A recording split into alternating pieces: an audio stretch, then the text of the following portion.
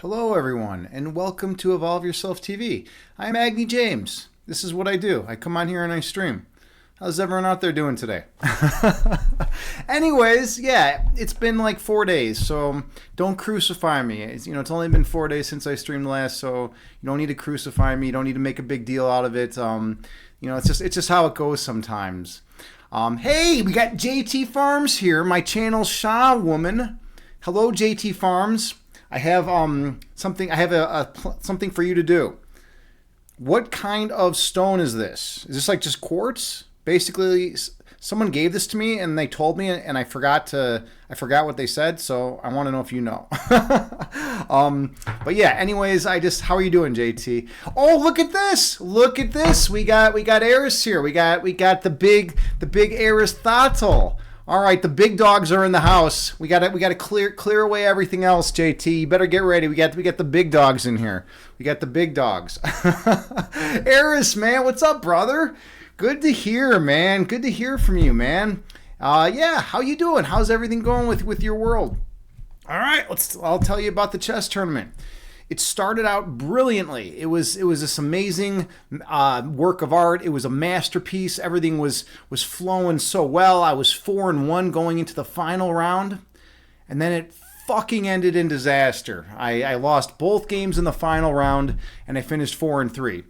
If I had won those two games, I would have been 6-1. I would have clinched second place. In the Chicago Open, that's pretty badass, right? But whatever. It was a good experience, and it was fine. It was fine. I was devastated, though. I will say this: I was very devastated, especially because I was winning both of the last two games. I was up in the first game. I was up. I was playing a beautiful game. It was a work of art. It was a fucking Picasso, right? I'm like rocking. I'm rolling.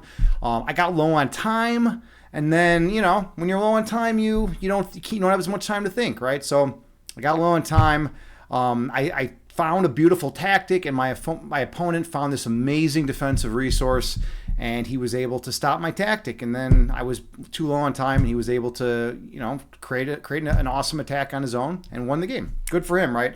And then the next game, I just like went into it. I sat down at the board. My opponent wasn't even there. I was like just sitting there like staring off into space for like 10 minutes, Then my opponent just fucking strolls in, and I didn't have my heart in it, It's like that last game prior to that, like I had him on the ropes. I should have won that game. So then the next game, I just kind of like didn't have my heart in it and just got steamrolled.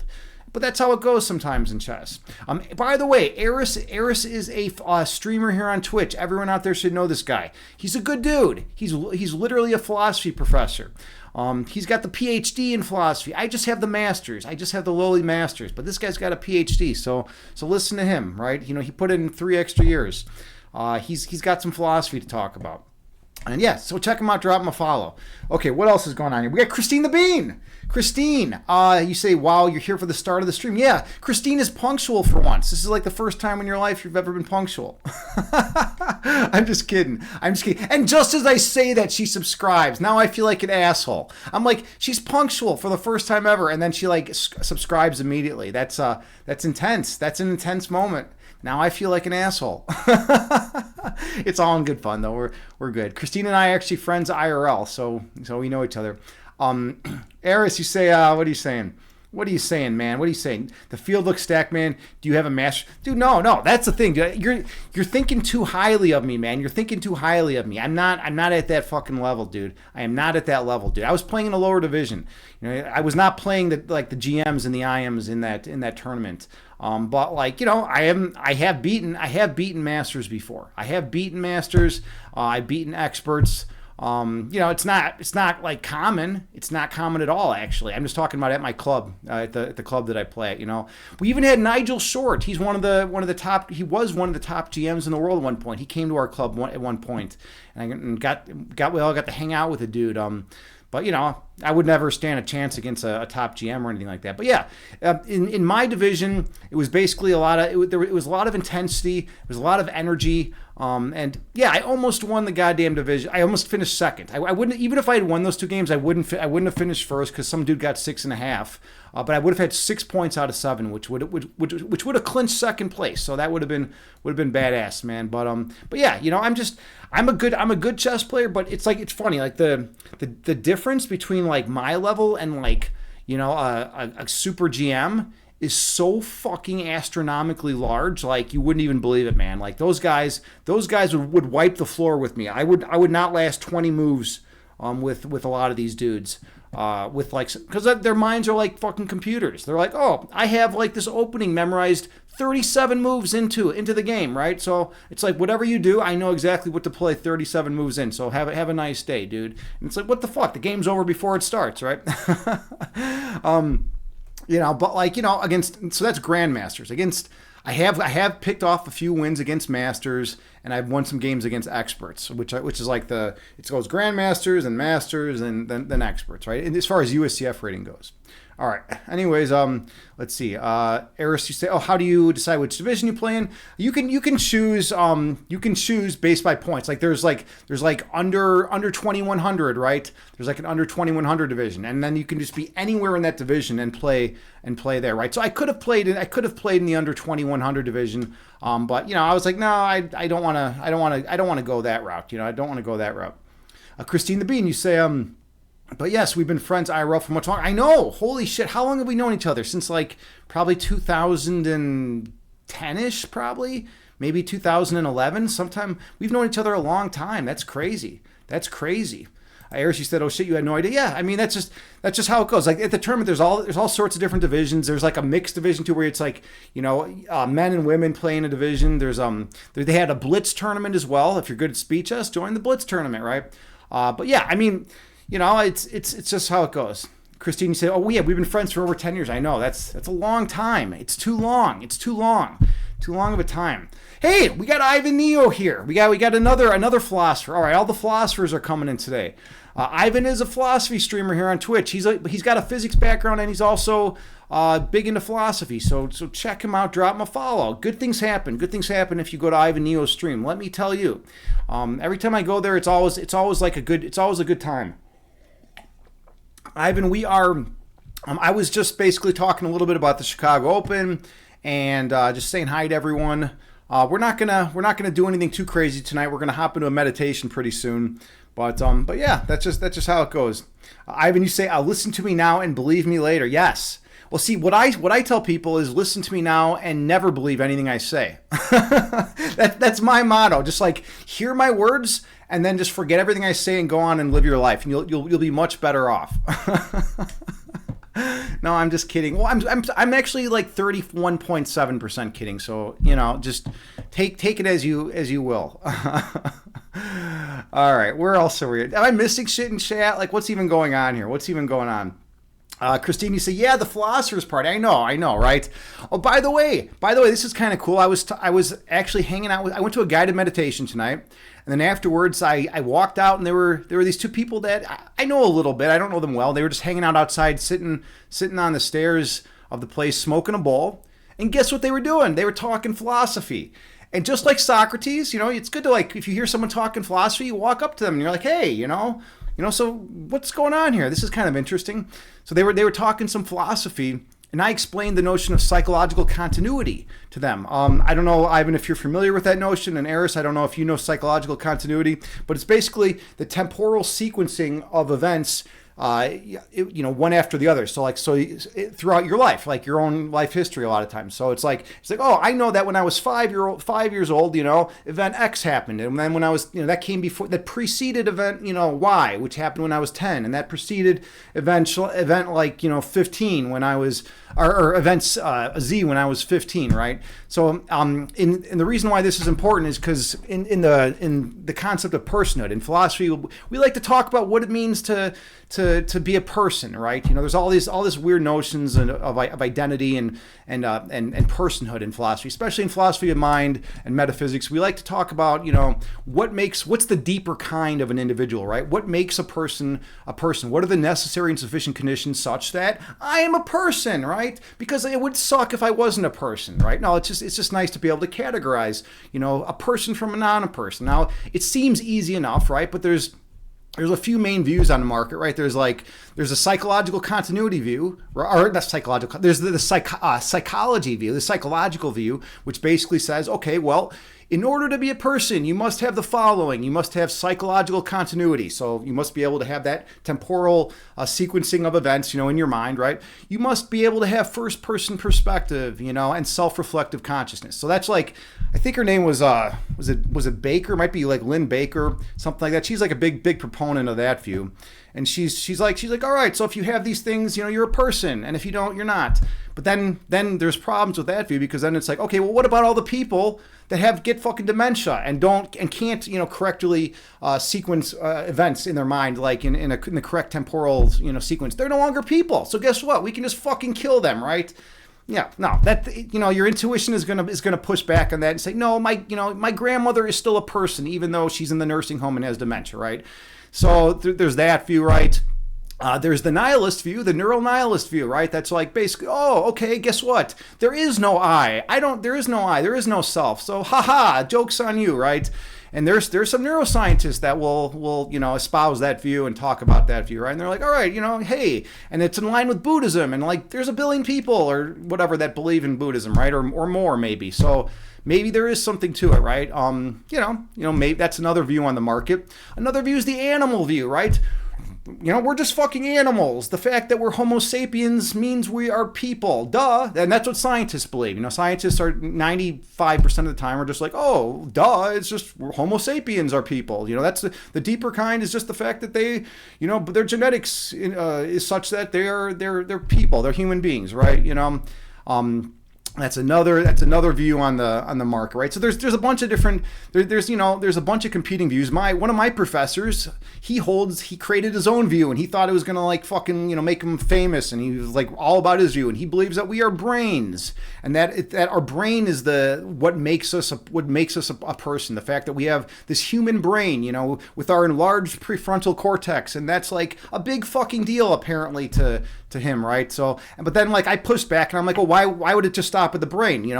We have this central nervous system, right? And it's all kind of connected, right? So why not then say, the brain and then the fucking spine, and or central nervous system? Then he got all pissy about it. He didn't like that. He didn't like that notion. Ivan, you're saying, I think some concepts do not have closed form definitions. Okay, yeah, I'm not sure. I'm sorry, I was bad in chat. I didn't even know which. I'm lost the context. You say, what is a cat? Furry, 4-legged mammal. But if we saw a 3-legged cat, would we still say, yeah, exactly, right? Yeah, would we still say it sufficiently met the criteria? And then you have things like the cluster theories, right? That say, oh, well, if you have enough of these cluster of properties, then you successfully, satisfy the criteria such that, you're a cat, right? You're furry, and then, you have 4 legs. But you know what? Guess what? If we cut off 1 leg and you're still furry, you're still a cat. Or if you have if you meow and you don't have 2 legs, but you have a lot of fur, it's weird shit like that, right? I don't know about those cluster theories. I mean, they do make a lot of sense, but I mean, at the end of the day, we're just categorizing things, right? But philosophers are very concerned with deeper kinds, right? They're concerned with deeper kinds and what makes what makes a what makes a person a person. Oh, I forgot to mention the other main view on the market. So psychological continuity, neural nihilism, the animal view, and then there's the new dualism view. And that's Hasker and Lowe. I don't know if you've read any, if you guys have read any much about Hasker and Lowe. They believe in emergence, right? They're the emergent guys, and they're like, hey, Descartes was kind of right, actually, with new dualism, right? So what their view is, they try to clean up Cartesian dualism. They've gained some traction. They promote this this new dualism view, and I don't know. To me, it still has too many holes. It doesn't sound right. But they believe that if you have a three-dimensional if your brain is such that it's constructed in a certain particular three-dimensional conformation, right? You have this you have all the frontal lobe where it's supposed to be, right? According to like the rest of humanity, you have like all the parts in the right space. Then guess what? There's this emergent thing, this magical fucking thing that arises within you, a spark, and and it's greater than the sum of its parts, right? And you're a person, right? And that's like the new dualism view, right? And they were able to definitely advance Cartesian dualism. It's more sound than Cartesian dualism, but it's still got a lot of holes, and I don't necessarily buy into it. I don't really buy into it much, but a lot of people do like it, so that's just one of the views. All right, Ivan, you say neural nets are integrating a ton of info. If it lights up the person's neuron, we say it's a person. Yeah, I mean, I hear what you're saying, man. Neural nets. I mean, yeah, right. We have a lot of different content coming in, right? And I mean, you could look at it in a database way. There's like a lot of people that are looking at identity and things like that in database in data ways, right? And saying like, hey, it's we can sum it up to the amount of data we have and how we collect data and store data. Insert Nick Offerman meme here in response to dualism. Dude, I am sorry, man. I'm fucking lame, dude. I'm lame. I don't know the current meme, man. I don't know the meme. That's just how it goes here. I'm a tough one to communicate with because I don't stay on top of things. Well, sometimes I do. I like to stay on top of certain things. There are certain things in life that I stay on top of, and there are certain things I don't. Anyways, yeah, that's basically okay. Let's just regress a little bit. Anyways, it's cool as fuck. It's cool as fuck when you are just walking outside and you hear people talking philosophy. That's where I was going with this. The two people outside were talking philosophy, and one of the girl's ideas was literally about psychological continuity and how that feeds into personhood, right? And like she had no background in philosophy, and so I was able to say, hey, there's actually a term that someone came up with somewhere along the way that is linked to exactly what you're saying. It's called psychological continuity. And then she was like, oh, really? That's cool. And we were able to talk. I don't know. Do you guys, Eris and Ivan and anyone out there, do you guys ever just like talk to random people about philosophy, or do you ever just like jump in when people are talking about philosophy on the street? Let's see. Ivan, you say, oh, I can use your Nick Cage Descartes. I love it, man. That's a good one. Dude, that's pretty fucking badass, Ivan. I like that one, man. I like that one. Ivan, you say, oh, that's screwy when people are honestly trying to tackle philosophy that way. There's something like really authentic and beautiful about just seeing just two people on the street, just random average Joes just discussing philosophy, and it's cool. And then you can just kind of like hang out, and then, if something pops up where you feel like, hey, maybe I have something insightful to say to like help, advance their learning, you can like, you could add it, right? Or you can, if you do it too much, you come off sounding like a pompous asshole. But you could always like be like, oh, I have a background in this subject. Maybe I can shed some light on this question that you have. Eris, you say, you don't know that you've ever run into anyone talking about philosophy. Are you serious? Dude, that's crazy, man. That's crazy. That is fucking crazy, dude. To me, that's crazy. Like I've run into it a lot, man. I don't know if Chicago's different than Ivan, what about you? You live in Chicago now. Do you ever run into people? Do you ever run into people talking about philosophy just on the street? I will say something fucking badass. This is really cool. So, my friend Danny John, who comes to the stream, quite a bit, and she actually kind of co-founded this stream with me, right? And she's been on here talking about philosophy. She's got a PhD in psychology, but she's got a big interest in philosophy, and that's actually where we met. She was sitting in some of my philosophy of mind classes. But anyways, where was I going with this? Oh yeah, so she's hanging out at the Starbucks where we went to college, where we went to grad school, right? And like. And she was sitting right next to my former philosophy of action professor. All right, this is pretty cool. And so, but she's on the phone with me. All right, and we were having a discussion about philosophy of action. Can you no one in the fucking world discusses philosophy of action unless you're a philosopher, right? But we were having this discussion, and she was sitting right next to, like, he didn't know her, she didn't know him, or no, she knew who he was, but he didn't know who she was, and so like. Dude, at one point, I was like pushing back on a lot of stuff she was saying, because she had never taken the class, but she was very interested in philosophy of action, and it's basically like philosophy. It's like, oh, you know, what is it that makes us do the things we do? You know, it's like, oh, belief, desire, pairs, right? That's like the standard old definition, right? It's like, I have a belief that there's a beer in the fridge. I have a desire that there is a beer in the fridge. Therefore, that's what has a causal relationship to make me get up and go to the fucking fridge and grab that beer, right? A lot of holes in that, and there's been a lot more machinery added onto that. It's like, not just belief and desires. Let's add all these other X, Y's, and Z's that must be in there as well. You know, that must be mushed in there as well, right? But anyways, I'm going totally off track, right? All I know is like this fucking philosophy. He devoted his whole life to philosophy of action, right? And now he's like sitting in a Starbucks listening to someone go on a deep, in-depth conversation about philosophy of action. He just fucking gets up. He gets up when and is just like super excited and just like gives her like this awesome like thumbs up and like a nod like that like one of those, like, and then just walks out. Like, dude, this guy's whole fucking career like has just been vindicated, right? He like finally like there's someone that actually is having a conversation about you know what he cares about. Ivan, but not on the street, but in the burbs, dude. Yes, Ivan, man. By the way, I have some questions for you. I mean, do you practice? Are you currently practicing physics? Because if you're from Chicago, if you're in the Chicagoland area, I probably know where you're at, man. I don't want to divulge any information, but I don't know like if you just do physics, if you do physics for your work, if that's just what you have your background in, or like what the deal is. But by the way, yes, I have been to some philosophy meetups in Chicago. And I don't know if you're talking about those, but they were very continental based. In fact, the one that I was at was discussing Kierkegaard's Either Or. I don't know if you ever read any of that or if you're familiar with Kierkegaard. It was all continental at the time. I wasn't really digging continental, so I didn't keep going back. I was just like, you know, I read fucking Either Or. I read it up, you know, and then I was like, I don't know. It wasn't vibing with me at the time. I was more about the X's, the Y's, and the Z's, and necessary and sufficient conditions. I wasn't really about like, you know, just, you know, Kierkegaard, I guess you could say. But I know he's like a good dude, and like he's very well respected, and a lot of people love the guy. I think one of our buddies, fucking Valpo. I think Valpo's like a big Kierkegaard scholar, right?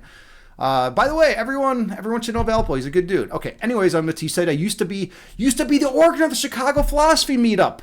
You used to be the organizer. Like, dude, what years are you talking about, man? Because like I went to some of those Chicago Philosophy. I think the year was like 2014-ish. Maybe 2014-ish, and it was all continental at the time. We would meet in the second floor of that. There was like a coffee house. I forget where it was. It was like the second floor was like a nice intimate setting. There were couches in there and stuff like that. Is that the same place? Eric and Stefan, dude, it's been too long, man. It's been too long. I mean, we're talking 2014. I mean, I felt out of place there because they were all in, and I think like one of the guys was a current graduate student at Loyola. And then I forget where the other guys were like just, you know, philosophers, but it was all continental at the time, and I felt out of place, and I was, you know, the coffee was good. The people were nice and welcoming, and they invited me back, and I went to three meetups there. I just don't remember. I don't remember everyone's name or anything like that. I'm fucking terrible. I don't even remember my own name half the time, dude. Okay. Bourgeois Pig. I don't have. Wait, Bourgeois Pig. Oh, the name of the coffee house. I think I would remember that. Because that's a pretty fucking easy thing to remember, right? Like if I heard that kind of name, I would remember it. I don't think it was Bourgeois Pig. No, I don't think so. Eris, you say yeah, Valpo is a Kierkegaard. Yeah, he's all in a Kierkegaard, right? And you know, I mean, a lot of people in the world love Kierkegaard. I'm more of a continental. I mean, that's what I went to school for. Ivan, I don't know if I ever told you this. I told Eris this before, so sorry if I'm repeating myself. But anyways, where I went to grad school, the head of the philosophy department, the fucking director, I took his logic class, his first order predicate calculus class, right? I took that fucking class from him, and in class he literally, like, his view was so continental based that he literally said the only French philosopher that has ever had anything good to say, that has ever been worth a damn, was Descartes.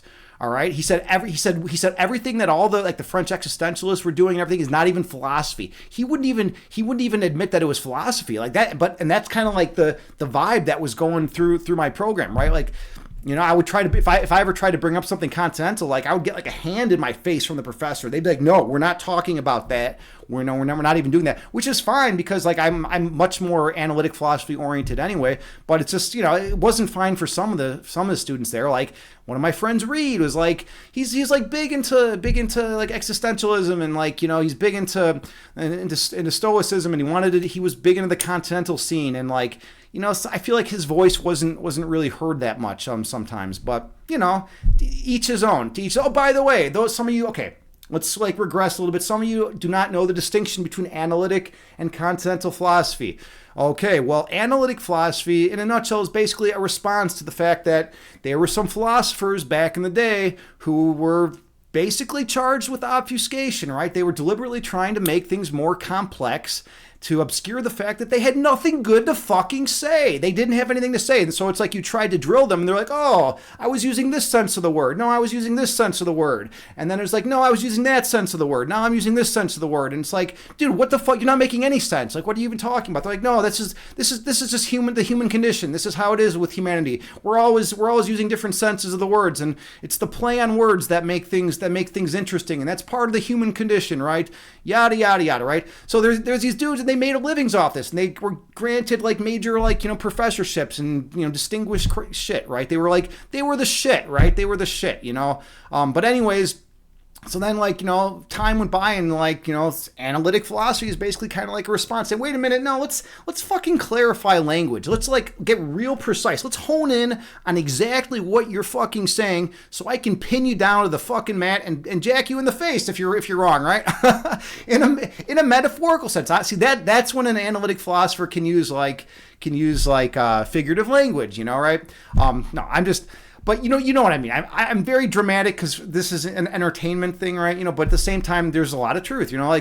We want to clean up language. Analytic philosophers want to clean up language. We want to say, okay, we want to make language unambiguous. So it's like, so you can't get off the hook by saying, I was actually referring to this sense or this sense or this sense, right? We want there to be just one fucking, one understanding of what you're using. We want to be able to take your fucking philosophy, put it into a goddamn computer program, and that computer program is going to, read your fucking code and spit out, whether or not it's a valid argument or not, right? Okay, I'm sorry. Let me get back to chat. Let's see. You said they were doing a Play-Doh on Saturdays. They were doing Play-Doh on Saturdays. That's like going to a medicine meetup and reading Galen. They were doing Play-Doh. I mean, dude. I actually, look what I have open right now. Look what oops, I just ripped the fucking page. I don't know if you can see that. I got some Play-Doh open, right? I was literally I haven't read Play-Doh in a long fucking time. And I was just like, you know what? I'm gonna like read some Play-Doh just for the fuck of it. I wanted like a nice, light, entertaining read. So I just grabbed it. And I forgot how to pronounce it. It's either Charmides or I think it's Carmides, right? I was reading that. I was like, I haven't read this in a long time. Might as well read some, right? But yeah, it's like it's kind of interesting, right? And then you say you think people should talk about continental topics. You just feel like there's a lot of junk there. I mean, that's the whole fucking problem. I mean, continental issues are very important, right? Like the human condition, the absurdism of life, right? These are all like super critical, things to really understand and delve into and explore, right? Because we need to know about the human condition. We need to know about our place in the world, what it is to be a person, the trials and tribulations that we must go through as human beings, right? And how we can respond. And as Camus said, the only philosophical, problem of any significance is whether we should kill ourselves, And at the end, he said, we shouldn't, right? But we need to know the reasons why and like why he argued that and all these things, right? These are important. But yes, and I totally agree with you, right? We got to clean it up a little bit, clean it up, cut out the fat. Let's get to the argument, P1, P2, P3, fucking C1. Like let's see your fucking logic, Let's clean it up a little bit. All right. Ivan, you say better to oversimplify and understand what you're trying to say than to abandon all clarity and pretend you know what you're saying. Yeah, There you go, man. There you go. There's a lot of people that do that, though. And not just in philosophy, in every single profession. Think about how often, like, you run across someone who you can tell they don't know what the fuck they're talking about, but they're just like, they just like go on. They go on with like, pretending trying to convince you that they know what they're talking about. But you just keep asking some fucking questions, and eventually it's like, oh, this person doesn't know fucking shit. Right? Like, they really don't know what they're talking about, But then sometimes you do run across someone who actually does know their shit, especially like in the sciences, right? You're into the sciences. I have a background in molecular bio and psych, right? So I understand, bachelor level science, I guess you could say. I know you understand like the deeper physics and shit like that. But like, yeah, sometimes you run into people that actually know their shit. And sometimes you don't, though. Sometimes you just, people don't. And then sometimes people get really like offended, and you can see that in the Platonic dialogues, in Plato's work, and in Socratic dialogues and shit like that. You see that kind of shit. You see people like getting offended when Socrates is like calling them out on some shit, right? All right. Anyways, Aristotle, you say about courage. Ooh. I wonder what was the context about that. I don't know. I got to start getting better at going to chat quicker. All right. Arist, you say, continental people are insufferably pretentious and obscure, and elite people are detached and pedantic. I always remember Sturgeon's law: 90% of everything is crud. That's an interesting way. That's an interesting way of saying it. And Ivan, you say harsh but fair. Yeah, I mean, that's kind of like the main sum up, right? But it's I wouldn't go that far. But I like what you're saying. 90% of everything is crud, including this, right? That's how it always is, But you could say like accept this, right? And that's like the way to get out of that. You could say like whenever you're saying those things like everything is X except this thing that I'm currently saying, right? I don't know. I don't even know what the fuck I'm talking about at this point. Ivan, you say your views are partially shaped by your main use for philosophy. Utility. There you go, man. There you go. And I think there's a lot to say about utility approach to philosophy, right? If a philosophical position has a lot of utility, like if it makes you a better human being and like enables you to like do cool things and interact well with the world and help a lot of people, it's like, I don't know, man. Like it's pretty hard for me to tell someone to not to fucking believe that view, right? It's pretty hard for me to shit on your view if it's like making you fucking like, goddamn Superman and like, saving the goddamn world from disaster, right? Utility is a great reason to go. And and a lot of times there's like two views and like they're equally, maybe they have equal amount of truthness, right? You can't say one is more true than the other, but you could say like one, they're both equally plausible, I guess you could say, right? And it's like, okay, well, which one has more utility? And if this one has more utility, you just fucking go with it, right? You just go with it at the end of the day. I mean, if it's gonna help people, then at the end of the day, I like that view as opposed to the one that's gonna have you like murder babies, right? That's probably, even if it's true, like I don't know, man. I don't know if that's a good view to hold. All right, where else are we at here? Eris, you say most philosophers wouldn't want to talk. Honestly, most philosophers I wouldn't want to talk with. I want to talk with human beings first and foremost, and any expert that can't think outside their obsession is tough to bear with. Yeah, man. Yeah, there are a lot of pretentious philosophers, and I hate the fact that it's the case because that's the stereotype, right? And I hate when you get that stereotype, right? When people have that stereotype, there's a lot of philosophers that are like, ha ha ha, I am this great philosopher. Everyone needs to listen to me. Your arguments are not sound because they don't come from Western philosophy. Ha ha ha, and they're just like up there in their the ivory tower stereotype, right? That they're just like up there in the ivory tower. We're just fucking sitting up there, talking and not actually getting our hands dirty, actually helping people and saving people, right? There's that notion, right? And I don't know, man. I don't know. Sometimes it's true, which is sad. Sometimes it's true, but sometimes it's not.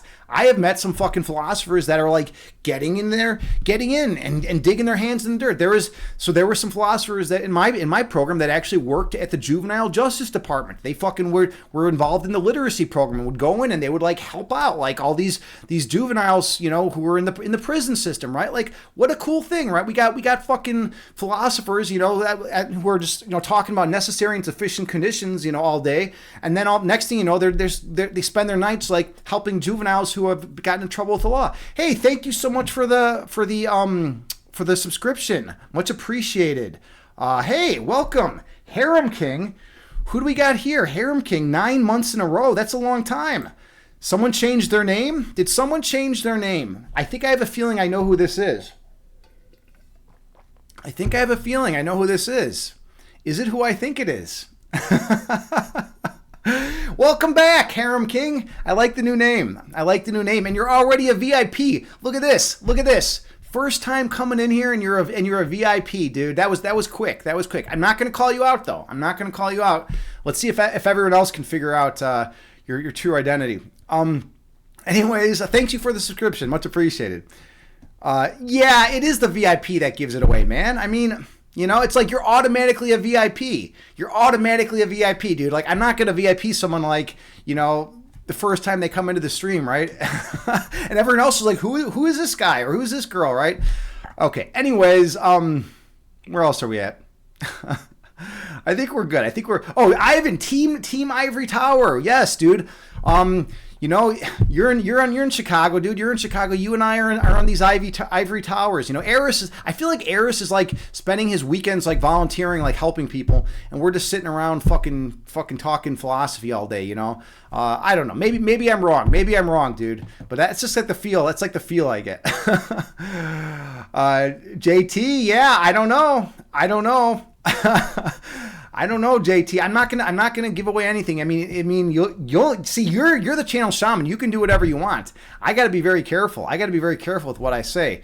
I don't want to be crucified tonight. Like, tomorrow's a new day. Maybe I'll be crucified tomorrow, but I don't want to be crucified tonight. I mean, I'm sporting this new shirt. It's very similar to the one I wore last stream. In fact, I've already had 2 people that say, hey, you're wearing the same shirt you wore last time you streamed. No, it's just very similar. If you really look close, you can see, go back in my VODs. You'll see that it's a different shirt. I'm not going to wear the same shirt every time I stream. But anyways, yeah. I even say crushing the populace at chess. I mean, chess is something, right? Chess is something.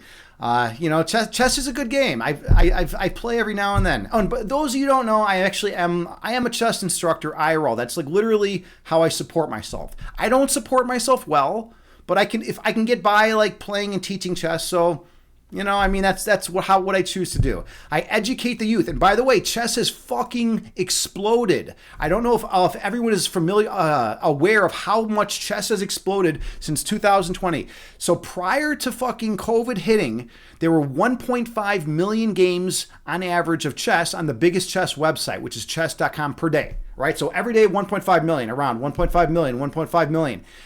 Now, there are 7 million average chess games on chess.com a day. That's crazy. That's craziness. It was a combination of COVID, and everyone comes home and is like, hey, I'm going to play some chess. Fuck it. And Queen's Gambit, that Netflix show that came out, everyone's like, whoa, chess is inspiring. I want to be Beth Herman, right? And so everyone wanted to be Beth Herman. So like all the girls. So now I have like all these girls in my chess programs, which is great. It's awesome. But like, I don't want to tell them you're not going to be Beth Herman because she doesn't exist and she never did. A lot of people think it's a true story, but it's not. It's not. It's just they add some true elements into it to give it some historical, like, to make it look solid, but it's not a true story. So I'm sorry for breaking everyone's heart.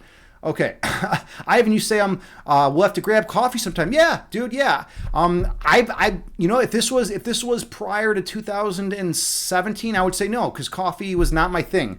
But now, every now and then I do drink some coffee. Yeah, it would be cool, man. And if you are a physicist, I'm pretty sure I know where you're out of. And it's cool because there's actually, I don't know if you know this, there used to be, well, maybe you're not doing like physics now or whatever. I don't want to go into it on stream, basically. That's like your own personal stuff. Okay, anyways, let's see. JT, you say I can't hide. Yeah. Oh, yeah. No. Harem King could be a hacker. I don't think there's a hacker. Oh, Eris, you're talking about when I was exalting the virtues of Aristotle. When I was really talking about how this guy is he spends his weekends just digging in the dirt, like saving babies in Nigeria that are just like starving to death. He's like fucking digging them out of swamps. He literally dives into swamps. This is how he spends his weekends. He flies to Nigeria. He dives into swamps and just like saves these babies that not only are there's 2 problems with these babies. They're drowning in a swamp and they haven't eaten in like 6 months. All right, he jumps in head first, like phone and everything. He doesn't even care that he's ruining all his fucking worldly possessions. Jumps head first in, saves the baby, and then while the baby's coming out, he's feeding it and nursing it back to health. He does this every fucking weekend of his life. Like, dude, like it's enough to jump into a swamp to save a baby. It's enough to save a starving kid. But to jump into a swamp and save a starving kid at the same time, I mean, and he's doing it every fucking weekend. So like, yeah, he's helping people, man. I mean, I'm just sitting here like fucking running guided meditations all day. Like, what the fuck? What am I doing? Yeah, I don't know. I don't even know where the hell that came from, but it's making me smile, so maybe it's making some of you smile. Let me get back to Harem King. He's playing Diablo 4. Oh, by the way, I just got it like 3 days ago. I finally got Diablo 4. I jumped on the bandwagon. I was big into Diablo 2. Dude, Corpse Explosion on the Necro is like the coolest fucking spell ever, man. You walk into a room, it's like there's like a bunch of elites running around, and then like there's some skeletons, and you're just like, you kill a couple skeletons, and then you're just like Corpse Explosion, Corpse Explosion, Corpse Explosion, and like the whole fucking room is dead, It's like, whoa, I just knocked out an entire fucking room. Like, that spell was so much fun. I love that spell, right? So I was big into Diablo 2. I played a good amount of Diablo 3, but I got fucking bored with it. It's kind of redundant, And now, so I finally decided to buy Diablo 4 because everyone in the world is fucking playing it, right? So I got it, and it's Diablo. It's the same. It's the same shit. I haven't gotten super far into it yet, but it's the exact same game as Diablo 3 or Diablo 2. I mean, of course, when I say exact same, that's very continental language, right? It's not the exact same. It's not identical. Diablo 4 is not identical to Diablo 2, right? Analytic philosopher jumping in and saying like, no, hey, what Leibniz's law of identity? What the fuck are you doing, Agni? You can't just get out here and like betray Leibniz's law of identity. Like, fuck you, man. Like, remember everything we taught you? We taught you that, we taught you to respect Leibniz's law of identity. What the fuck are you doing here on stream? You're acting like a continental guy now. No, analytic philosophers, we don't. To be fair, we do allow for figurative language. We call it the dark side of philosophy. Like, figures of speech and all that shit, right?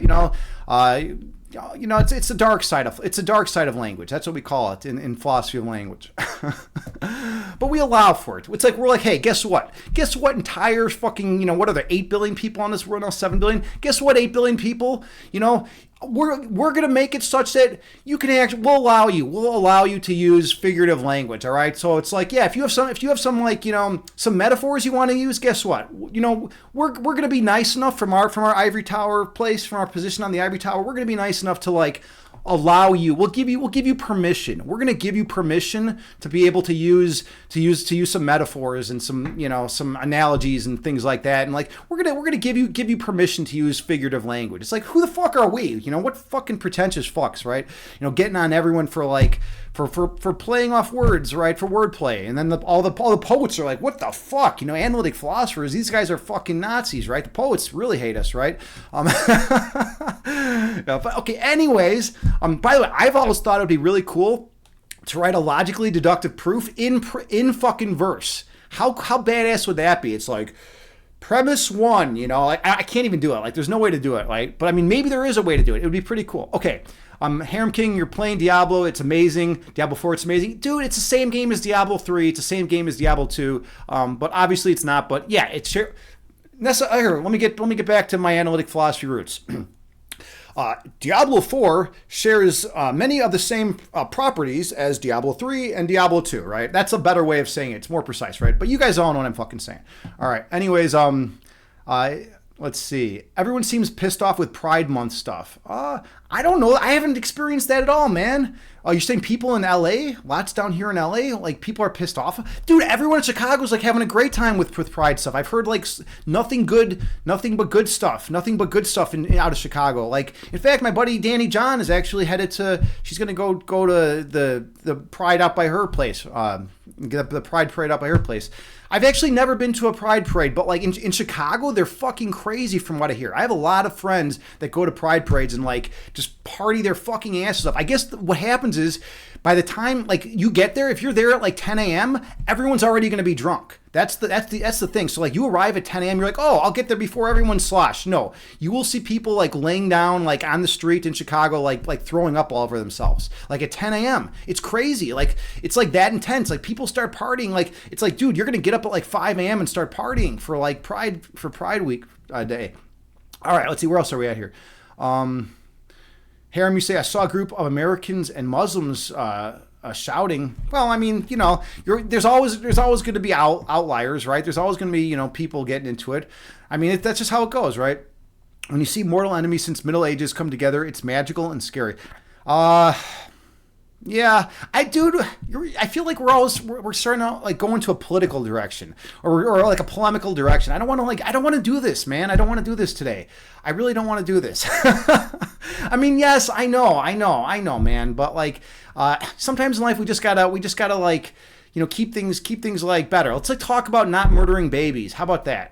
Ivan, you save babies via astral projection. Yeah, Eris does. Eris absolutely saves babies via astral projection. Or maybe I do. I think that's what you're referring to. Yes, I'm like the holistic version of Eris. We're both into metal. Oh, by the way, Eris. Yeah, you said Ivan was talking about me. Yeah, right. I got it, but I was a little bit slow. Like, what else is new, right? Agni gets something, but he's just a little bit slow on the, you know, a little bit off point. Okay, but anyways, this is actually really kind of cool. I got to drink some water, dude. This is getting intense. Like everyone's getting intense on me all of a sudden. Okay.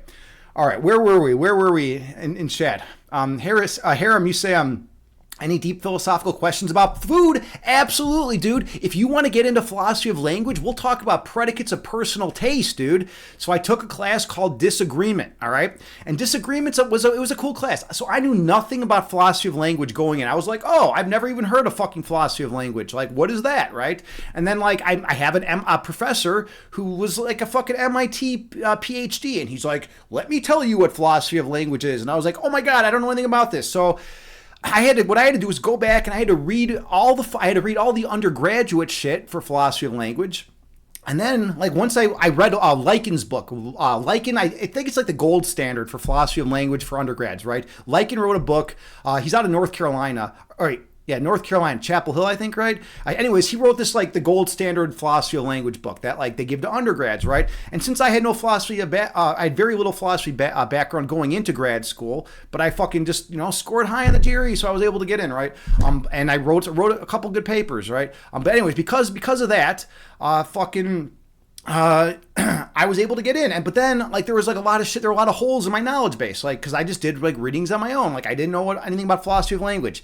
So we get in there and like I think like the first couple of days we're talking about contextualism, and I was like, what the fuck is contextualism? And everyone's like, dude, you don't know what contextualism is? Like, do you even belong here? Like, what the fuck is going on? So I had to like go back and learn all that shit. Then I had to fucking, you know, get through it all, and I fought it out. I got an A- in the class at the end of the day, which felt good. It was like redemption because like my first paper, like, you know, he wanted to throw in the trash, which I don't blame him. It wasn't very good. But yeah, we would get in debates or discussions about predicates of personal taste. So the idea is like Sarah says, this food, this rice, or not rice is terrible. Sarah says this pizza is tasty, but John says, what the fuck are you talking about? This pizza is not tasty.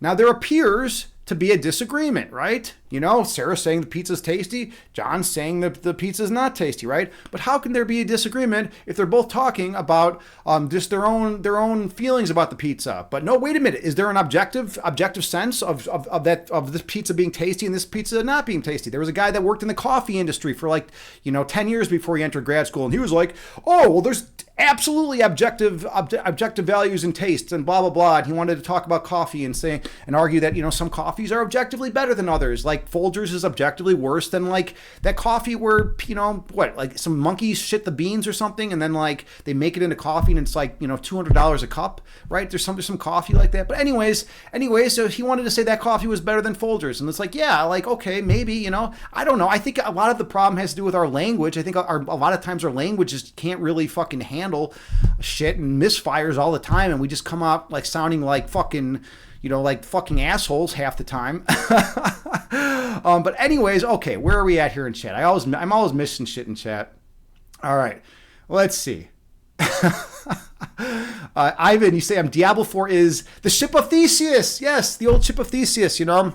I think people have heard me go through the ship of Theseus routine before, so we're not gonna go through that one. But basically, it's like, you know, identity, you know, like what does it mean for this ship, you know, sailing to fucking, I think was it sailing to Athens, or I forget where, it's somewhere in fucking Greece. I don't remember where the guy Theseus, or like where the fuck was the goddamn ship sailing from and to? Like I always forget like where the goddamn. But anyways, you know, it's like, hey, we took off a fucking few rotted planks, right? You know, is it still the ship of Theseus? Yes, you know, and it's like, hey, we took off some more. You know, we stored it in this warehouse. Is that still the ship of Theseus? You know, yeah, okay, why not? You know, it's like, hey, we took off every single part of the fucking boat. You know, is it? You know, and then like, you know, we just kept adding new parts. Like now, is it still the ship of Theseus? Well, I don't know. Yeah, maybe, right? And then you get all the fucking parts. And it's like, well, now we just used all the rotten wood and we rebuilt it. We rebuilt the fucking ship of Theseus. Now, is that the ship of Theseus? Or is the fucking the new one with all the new parts? Well, not new one, but the original with all the new parts, is that the ship of Theseus? I don't know. Like, we're fucking confused. Like, our language is not working, right? I don't know. I don't know, like, how, I don't really know how fucking important it is, to be honest. Like, okay, maybe it is a little bit important, but, like, how often do you ever find yourself in a situation where it's like, your life depends on, like, being able to say, like, you know, what is the ship of Theseus and what is not the ship of Theseus, right? It doesn't happen very often. All right, anyways, let's get back to Diablo. Let's get back to shit that's important. Harem King, you're a level 100 necromancer. Are you fucking serious? Are you fucking serious, man? So, yeah, that's the character I started with, by the way. I'm only a level, like, 15 or 16 because I've only been playing for a few days. But are you, like, does it even go that high? I thought it capped it at, like, 50 right off the bat. Does it really go to a level 100, or do you have to pay extra for that shit? And then let's see. Harem, you say, speaking of coffee, heard Starbucks has to pay a fired employee $15 million. That makes me want to get a job at Starbucks and get fired. So I got to like find out what this person did and do the exact same thing. And then like, you know, get $15 million. And then I'll donate like, I don't know how much of that I would donate to charity. I think I would just start my own charity. I think that's a better way of doing it. I'm very untrustworthy of charities because like you hear, you know, there are some legit good charities out there, but like there's some that are fucking shady. So I'd feel more comfortable starting my own. All right, let's see. Eris, responding to Harry. The biggest one you think is whether we're ethically justified in eating animals, dude. There was a professor in grad school that fucking, he changed the minds of a third of the philosophy staff and a third of the students in the graduate school program to become either vegans or vegetarians. Like, dude, that's a large percentage of fucking people, man. And he's all in on fucking animal rights. He's all in on like, you know, speciesist fucking, you know, getting rid of not being speciesist and shit.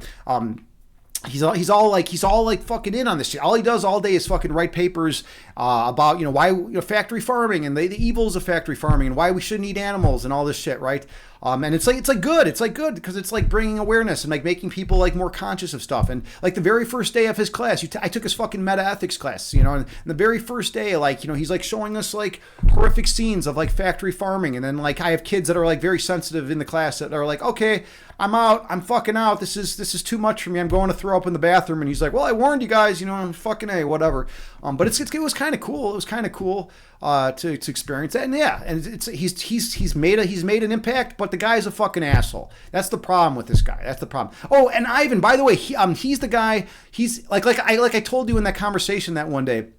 You know, a lot of philosophers, there's a lot of philosophers that just presuppose objective morality. They're just like, you know, and that's what he said on the first day of class. He said, for the purposes of this class, we're gonna presuppose objective morality, right? And that's you know, that's just how it goes, you know, and it's like, you know, that's how it goes in a lot of analytic philosophy programs. That shit's just kind of understood to be the case, or it's like a good starting point to launch off of, right? Because if shit breaks down into like subjective shit, like, and everything's like, oh, because I mean there are some good arguments like cultural relativism and temporal relativism, and it's like, hey, look, you know, all these values that you hold right now, right, were not cool like 100 years ago. So like, why are you going to say that, like, you know, they're cool now, right? You know, and they weren't cool 100 years ago, or like there was a period of time where everyone in the U.S. in America thought fucking slavery was a good idea. So like, you know, if everyone's going to if everyone can believe something like that is a good idea, like, you know, I mean, how are we justified in holding our current beliefs are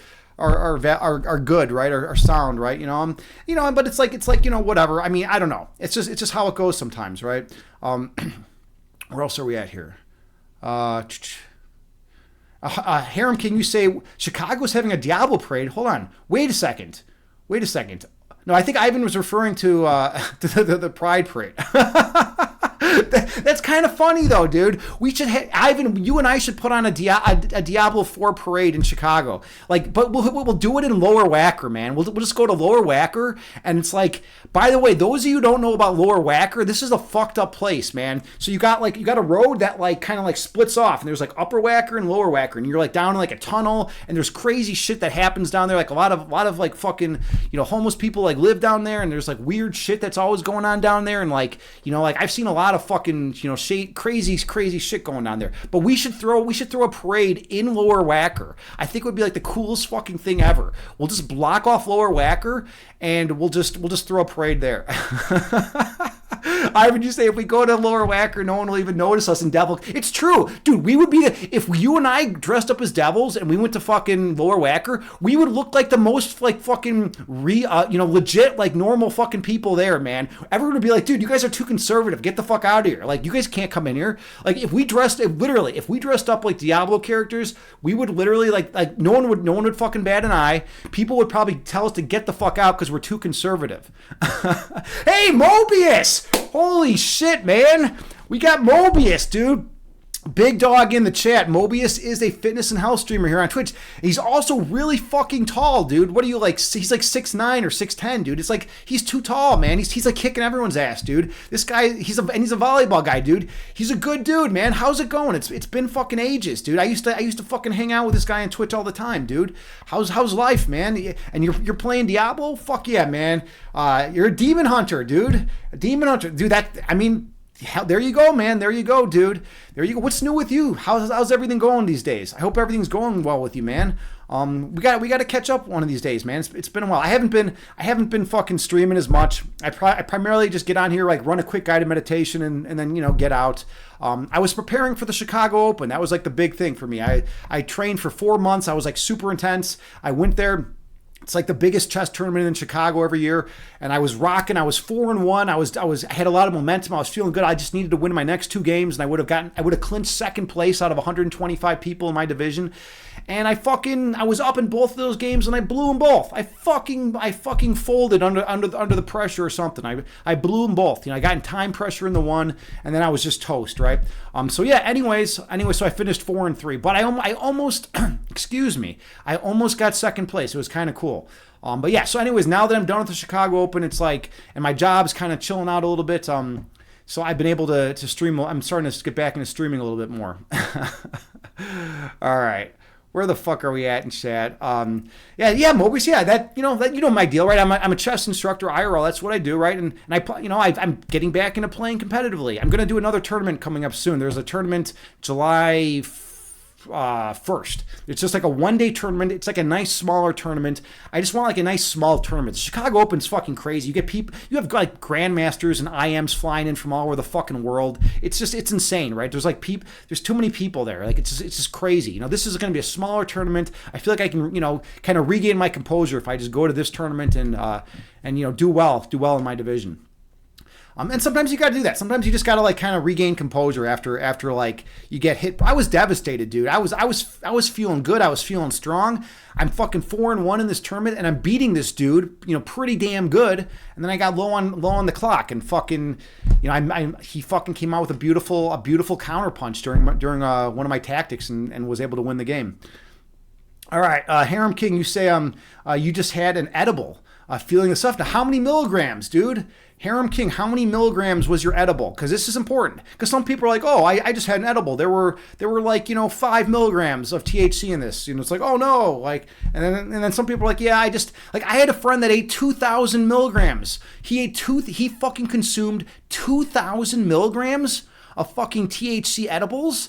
Like, she was eating chocolates, he was eating gummies. She's like, I'm good. He had like all these packages of fucking gummies, and she said, I'm just gonna eat all this shit. He ate it all, and then he had a fucking seizure, and he had a seizure. He ate 2,000 milligrams. Yeah, he literally ate 2 grams. That's crazy. Like, why is he eating that much? He had a fucking seizure, and they were like, oh my God, are we really gonna have to bring this guy to the hospital? And I'm like, dude, I'm like, man, Alex, you're not being smooth. You're like, Like, dude, like, are we gonna have to bring you to the hospital for pot? It's like you're supposed to not be able to get hurt by eating by pot, right? By THC. But like if you eat 2 grams, 2,000 milligrams, I think that's like, I guess, like, that's a little excessive, right? Hey, Nope Just Evil, man. Good to see you, friend. What's going on? I was actually just talking about my buddy who, like, I had a buddy that ate 2,000 milligrams of THC and then had a fucking seizure. And it's like, everyone's like, oh my God, are we going to have to bring this dude to the hospital? It's like, yeah, exactly. First guy to die for me. Like, you're not supposed to eat that much. It's too much. You stick, okay, Harem King, 5 to 10 milligrams is like reasonable, right? I have friends that eat like 50, maybe 100, maybe even a couple hundred, depending on tolerance. But 2,000, like, I don't care, like, I don't give a fuck about your metabolism. If you're eating 2,000, that just seems excessive. I mean, think about how many fucking gummies. Like, that's just not healthy to eat that many, like, gummies in general. That's a lot of sugar. You're just eating a lot of sugar, right? And that's like gonna spike your fucking body, and like you're gonna, like, imagine if you just ate like 10, like, if there was no THC and you just ate like 20 packages of fucking gummy worms, right? You probably wouldn't feel very healthy, right? You probably wouldn't feel good. I mean, you're saying sugar. I don't know, man. 20 packages of gummies, but he was eating the chocolates too. He just was like, he had the chocolate bars and he had the gummies. He was just like going crazy. He's like, I'm fucking can do anything. And he was like out of his fucking mind. He's like pot doesn't even faze me. Blah blah blah. And just like, blah, blah, blah. And like next thing you know, the guy's almost dead. Oh man. Yeah, Moby, dude. If he died from fucking pot, like, it would have been. I mean, not only like would I have lost like a dear friend, and so it'd be like obviously the most devastating, tragic thing and sad and every fucking account, and like his family would have been depressed and basically all that shit that goes along with that. But also like then like. Like, I don't know what the fucking world community would do. Like, they'd be like, dude, so a dude has now died from pot. Like, do we have to, like, make some kind of regulations and shit? Like, are you only allowed to buy, like, 10 packages of gummies at a time now? Because this guy just, ate, like, 20 and, like, 10 fucking chocolate bars. Let's see. Nope. To see if we say some milligram ratings hit you different depending on. Yeah, exactly, and that's fair. But still, if you eat like 20 packages, like that's going to be excessive. Like even if they're like weaker, right? Like 20 packages is like and all the chocolates. It's like that's just too much. Harem King, you say, Agni working and be moving chess while Rocky theme playing in the background. Yeah, I mean, there's a lot of stuff. There's a lot of stuff going on, and if you're high right now, like I'm sure I'm probably more entertaining. If you're sober, like I don't know if this is even entertaining for you. I think everyone that watches me like has to get really fucked up, but then like once they get fucked up, they're like, hey, this guy's actually kind of funny. All right, so hold on a second. We're running through stuff. I missed like a million goddamn things in chat. Harem, can you say you're a minion build? It's less efficient, however. You have 0 friends, so it's fun to summon your own. Okay, so you got, yeah, I mean, basically I have a few skeletons, right? I think I have like 4 skeletons and like three mages. Like that's where I'm at. I'm like level 15. I don't even know what the fuck I'm doing. I have not put any research. I have not put any research in this goddamn, in this game. I want to play it without any like knowledge, like, so I haven't been watching anyone stream it really. I haven't been going to any of the Diablo 4 forums. I haven't been, whenever I see an article, I just don't want to fucking hear it. I just want to like go through first and just like try my own builds and, just try everything on my own. And then like, if I ever get to a point where I'm like really fucking stuck, like if I'm like, doing everything I fucking can and can't like move on, then, maybe I'll consult someone or consult a forum or whatever, and check something out. But like for the most part, like, I like doing shit on my own. I don't like, there's some guys like back in the day, there were some guys who were like, hey, I'm going to get like EGM, I think it was that Electronic Gaming Monthly or whatever. And they're like, I'm going to get EGM and I'm going to fucking, memorize the game perfectly. I know the map. I have the map memorized and now I can just, use the map and like, I can run through this game like so goddamn quick and I'm so good. I'm so great. And it's like, dude, you didn't even do any fucking work. You just memorized the most efficient, best fucking route to like get through the goddamn map. You knew exactly which doors not to knock on. You knew which ones to knock on.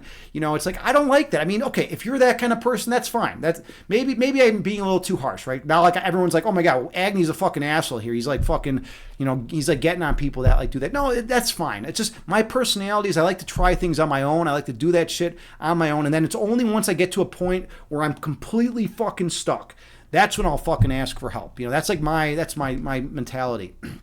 All right. Anyways, okay, we're talking about the parade. Harem, you say you might eat another one to see me, man. Yeah, I mean, if you're only eating 5 to 10 milligrams, I mean, that's not like the end of the world, dude. It's like, I get worried about people sometimes. I wonder how much people are eating, you know, because yeah, like sometimes people are eating 5 milligrams, then sometimes people are eating 2,000 milligrams, and it's like, dude, you know, it's like you never know. You just never know. Oh fuck! All right, something about calling the police, getting arrested for using Wi-Fi in the bathroom. I'm not going into that, man. Best point about THC is that time moves very quickly and slow.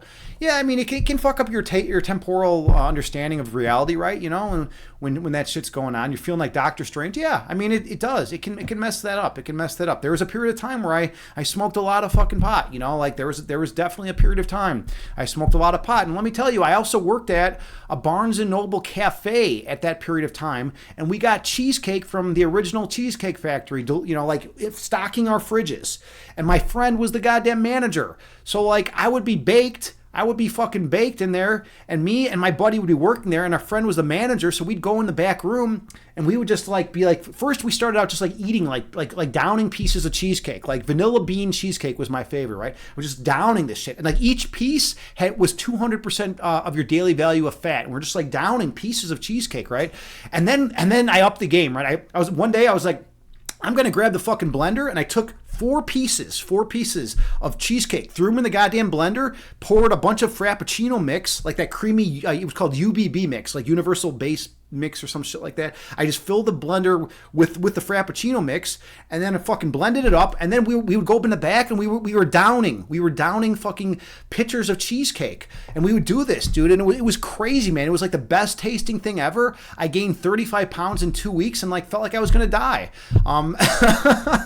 It was like it was definitely the most unhealthy I've ever been in my life. I was so fucking unhealthy, dude. Like I was like sweating cheesecake. Like I remember one day I went out to play basketball like right after work, and I went out there on the court, and I couldn't even move. I was just like my pores were just like dripping cheesecake. It was fucking disgusting. Like I felt so like slimy, and like I couldn't even move. I was so lethargic. I was just like standing by the hoop, but I'm just like this, you know, just like I had my hand up, and I'm like, I can't do shit. I'm like, I'm out. I'm fucking out. And I like slowly walked off the court. And everyone's like, what's wrong with you, dude? You're like, you know, you're like a young, healthy guy. Like, why did you just gain 35 pounds in 2 weeks? I'm like, well, because I ate like, you know, 75 pieces of cheesecake. Yeah, Ivan, you said that was my last day at Barnes and Noble. I know, right? I know. It wasn't a good move, dude. But like cheesecake is really yummy, dude. It's really fucking yummy. Hey, we're going for full circle, right? You know, Agni says cheesecake is really yummy, and then someone else says cheesecake is not yummy. X is yummy. X is not yummy. We're getting back to the predicates of personal taste philosophy discussion. No, I don't want to go back there. Like most, Ivan, it's like you and me, man. Like we're gonna appreciate like philosophy of language, and Eris, if he's still around, everyone else is gonna be like, get the fuck out of here, right? Where else are we at here? Okay, Eris is lurking. Thank you for the lurk, man. All right. Let's see. 2,000 milligrams. Yeah, I know. 2 grams of THC. It's too much. Okay. Let's see. GameStop and former magazines. Yep, there was all that shit, dude. There were all sorts of fucking magazines that would just basically lay out exactly how the most efficient, easiest way to beat every goddamn game. And you were always kind of like, I don't know. It didn't feel as satisfying to me if I got the fucking cheats, you know. And all that shit. They used to call them cheats. Do they still call them cheats? I don't even think they do. I think everyone just uses them now.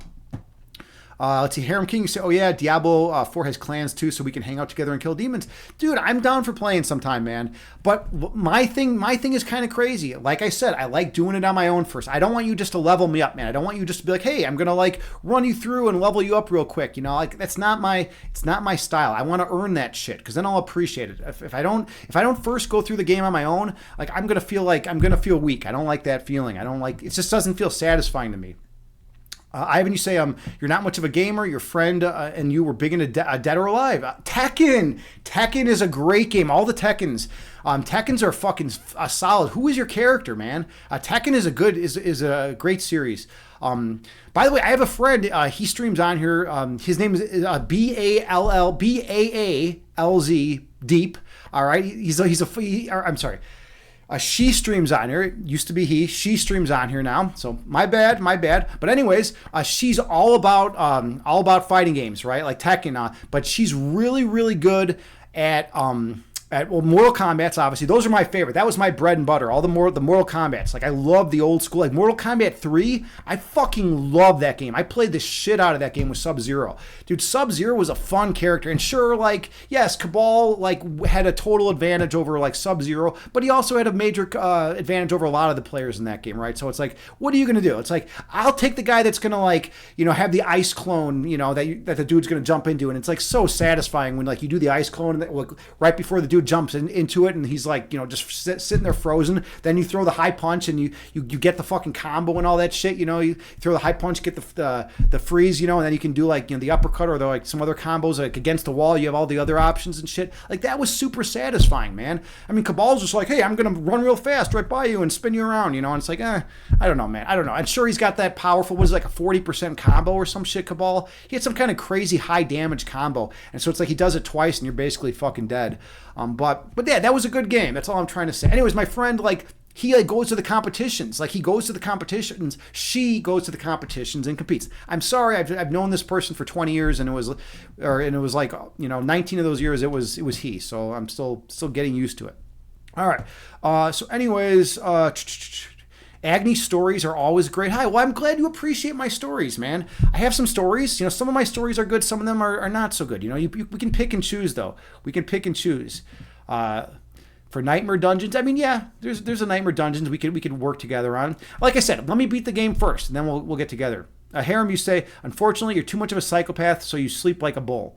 You sleep like a bull? Like, what does that even mean? Like you kick your legs and stuff? You run around?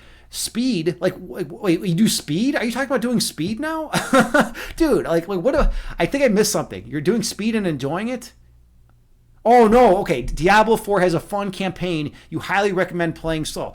And that's why context is important. And that's why you should probably read the messages in order, right? Read the chat in order sometimes. Dude, that just went from like, I initially thought that you were just doing a lot of speed and you're just like telling me that you're doing speed and it's making you sleep like a bull, to like, like piecing together like the actual content that you were trying to convey. And that's another reason, Ivan, why analytic philosophy is so important, right? Another one for analytic philosophers, right? We need to get the correct contents, right? A context, right? You get the context and content, and then you put all that shit through the machinery, and then you get the fucking philosophy of language answer to like, how is it that meaning is derived via language? How do we actually communicate things? The descriptive theory of meaning has been proven false, yada, yada, yada, right? There's all these problems with this shit, right? Or the referential theory, has been proven false. So how do we do it? Is it the descriptive theory? Is it the whatever fucking theory, is currently on the market, right? All right, anyways, Harem, can you say a speed through the game, LOL? Yeah, right? I mean, yeah, I got it now. It took me a little while, man, to remember. But yeah, we got it now. And Harem King said, gosh, now you want cheese. Dude, cheesecake is so good. Vanilla bean cheesecake, man. Like from the original, like from the Cheesecake Factory, original Cheesecake Factory cheesecake, man. That's some good shit. Like I mean, I stay away from cheesecake nowadays because it's like, it's great. It tastes amazing, but it's like, yeah, if you get too into it, you're going to like gain like so much weight real quick. It's like next thing you know, like you went from being like a strapping young lad, you're strong, you're fit, to like being this like bloated fucking like fish that can't even move, because you literally ate 75 pounds of 75 pieces of cheesecake in 2 weeks. Actually, I think it was okay.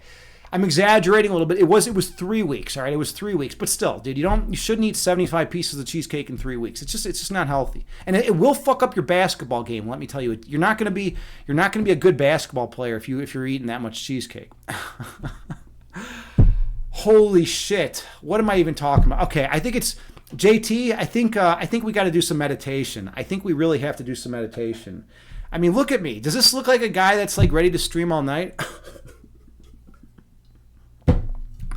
I need some water. Yeah, I need some water. All right, JT, you're in charge. You're in charge while I'm gone. Let me fill up my water. Let me settle down a little bit. This is getting intense, dude. Yeah, I don't think I'm ever gonna sleep again unless I do some meditation. Why do you think I fucking meditate all the time? Why do you think I stream guided meditations? Because if I was talking philosophy, then I'm like this, and it's like, sure, it's entertaining for you, but I'm gonna be dead in like a year if I keep this up. Give me a second.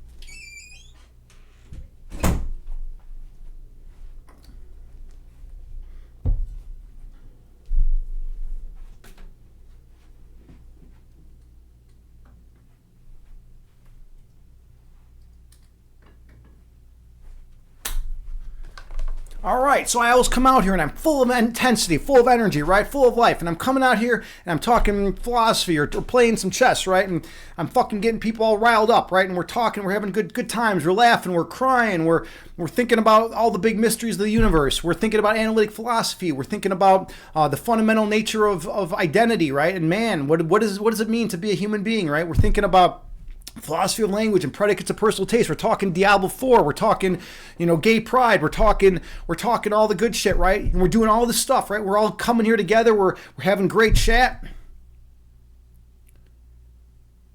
And then we slow things down.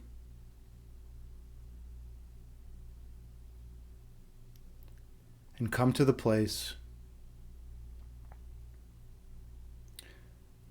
of perfect oneness and love that exists at the center of our being.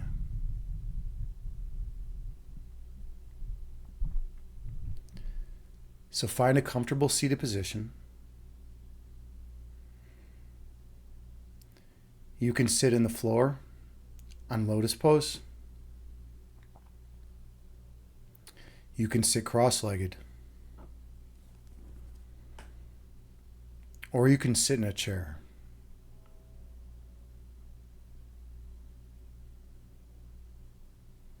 The main thing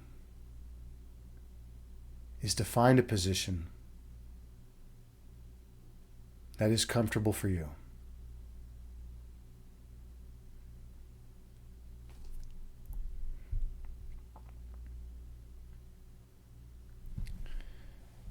And then take a few slow, deep breaths on your own.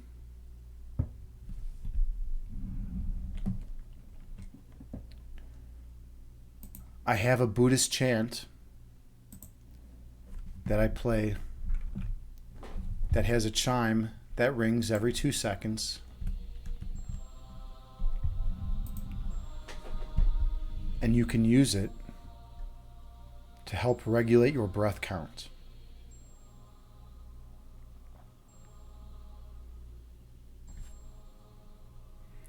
So take a few more slow and deep breaths on your own while maintaining good posture.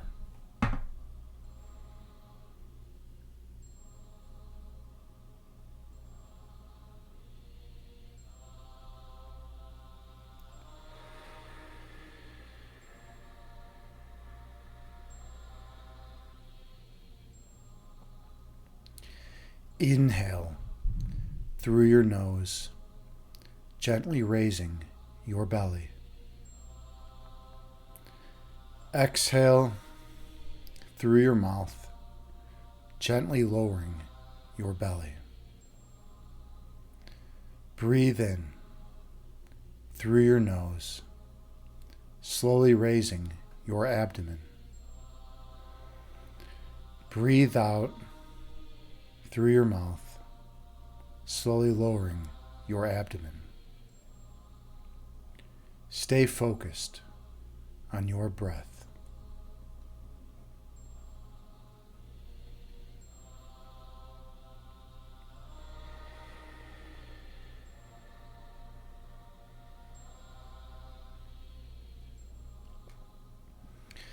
Inhale, raising your belly.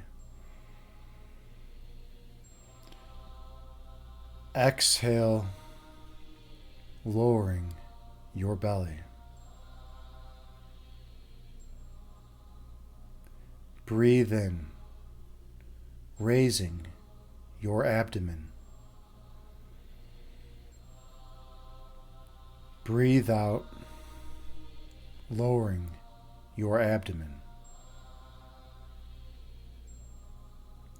Keep your awareness on your breath count.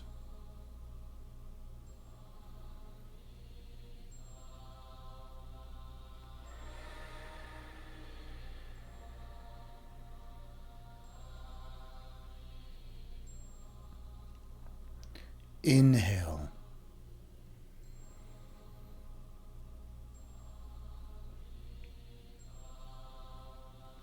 Exhale.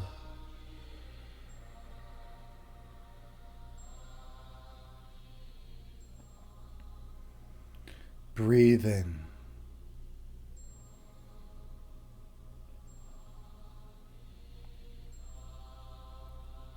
Breathe out.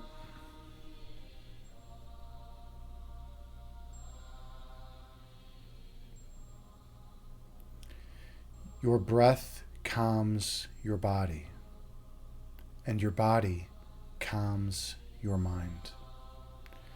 Be mindful of your breath count.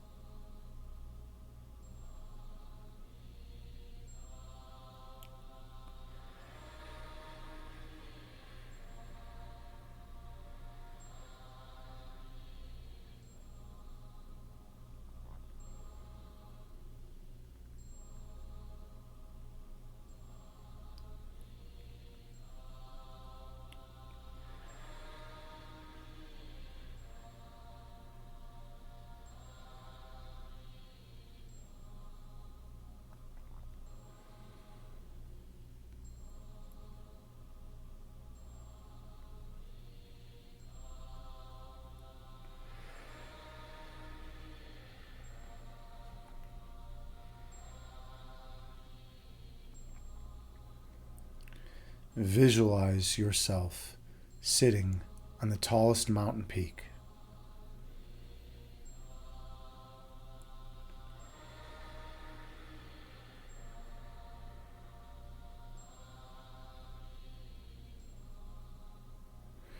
Watching the clouds float through the sky beneath you.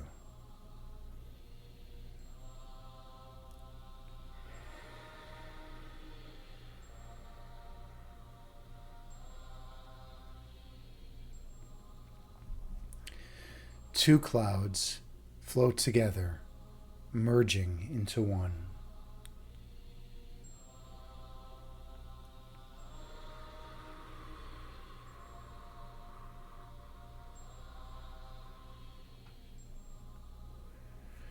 And one cloud stretches apart, dividing into two.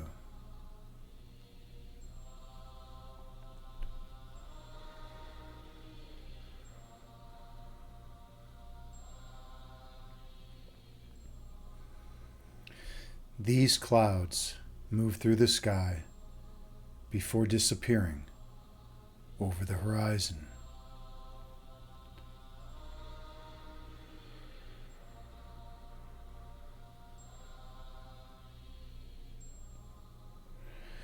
These clouds are like your thoughts.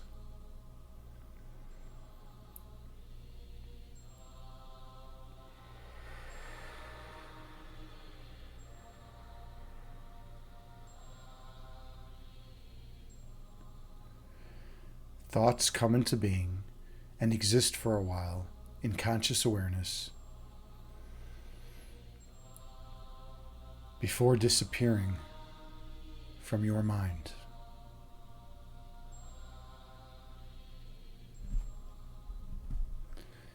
That is the nature of human thought.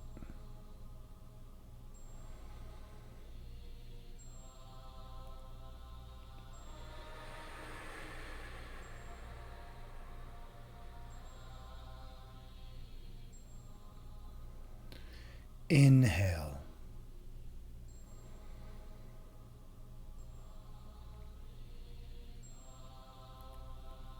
Exhale, releasing all that does not serve you well. Breathe in.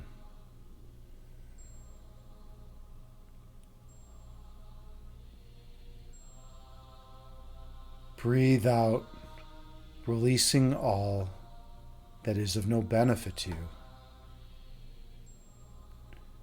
Keep your attention on your breath count.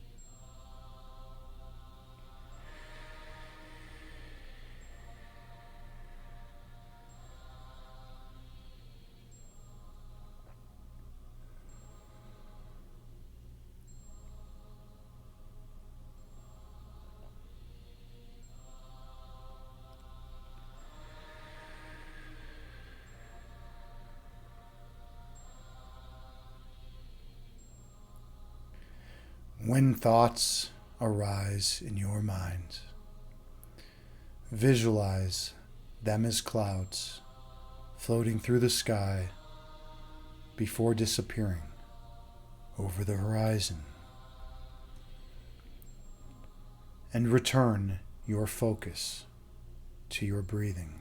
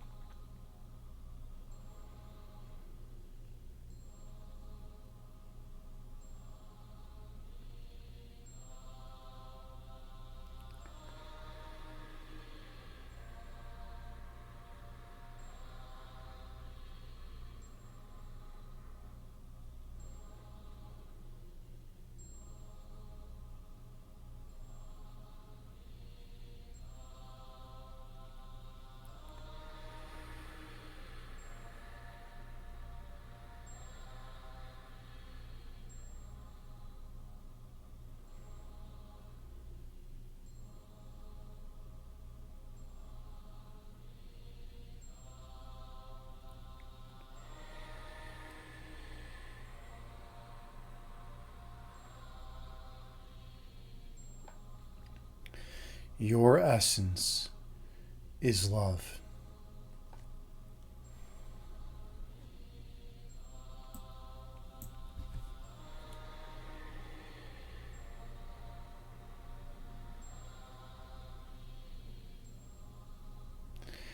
Your love is manifested as light.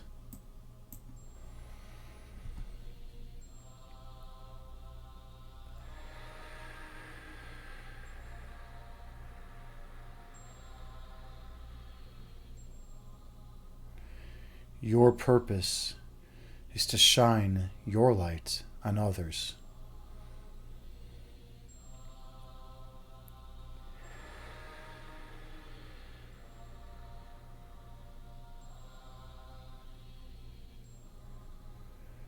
awakening the inner light within them.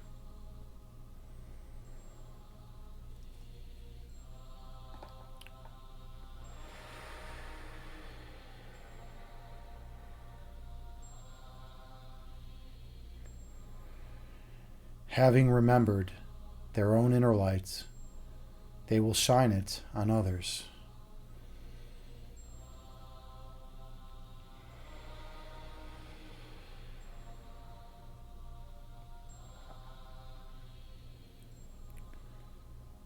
Helping others remember their own inner light as well.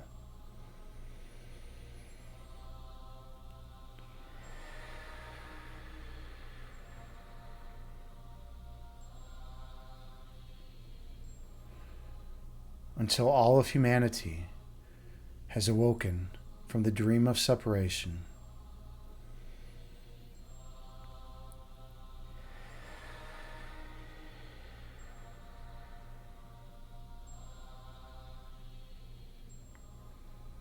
And perceptually we reunite in the place of oneness once again.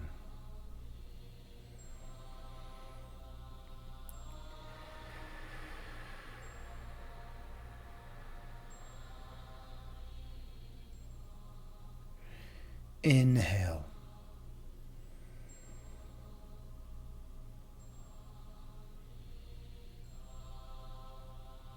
Exhale, releasing all that does not serve you well.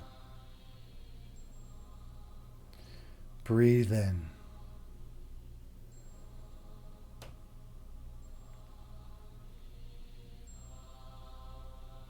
Breathe out, releasing all that is of no benefit to you. Keep your attention on your breathing.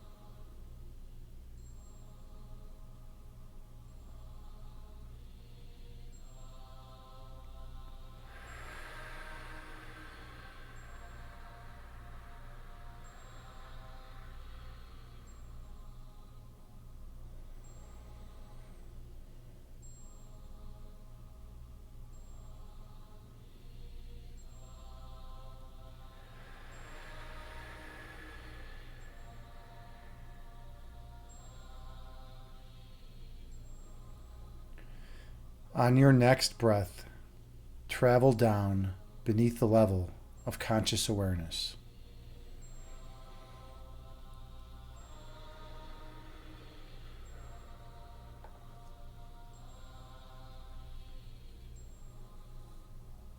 Come to the region of your heart chakra.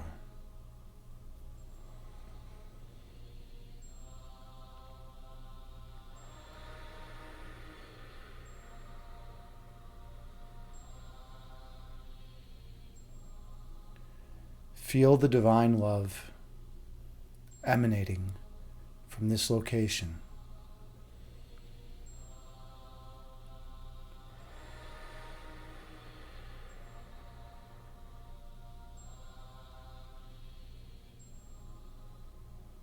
And the warmth which surrounds this love.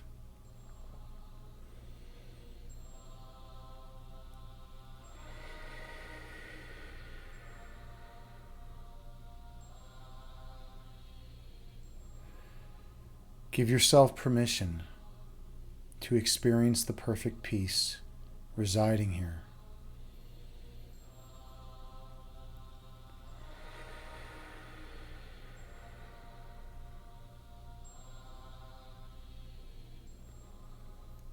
You are worthy of the joy which exists in this location.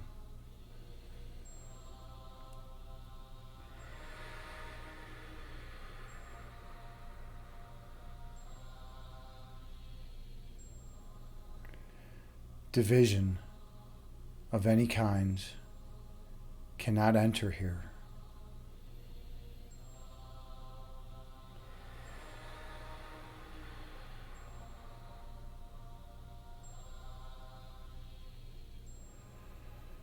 For that place which is eternally one can never be two.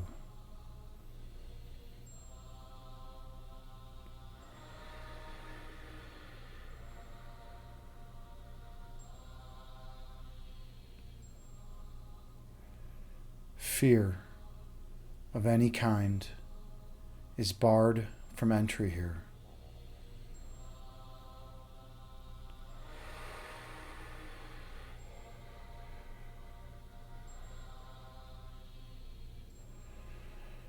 For that place which is eternally filled with love can contain nothing else.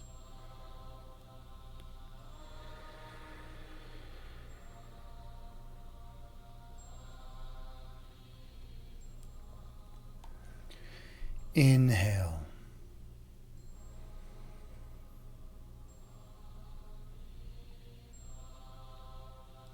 Exhale, releasing all that does not serve you well. Breathe in.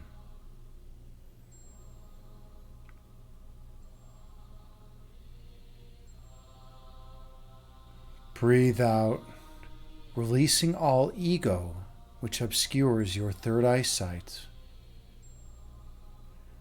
Keep your awareness on your breath count.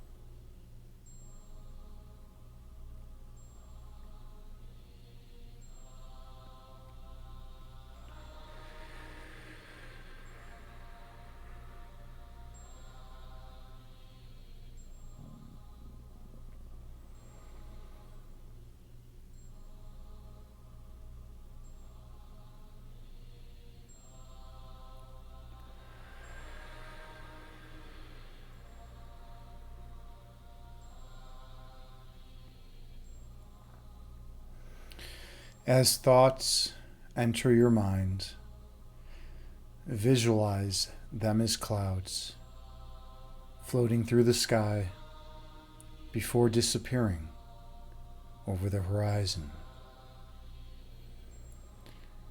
And return your focus to your breathing.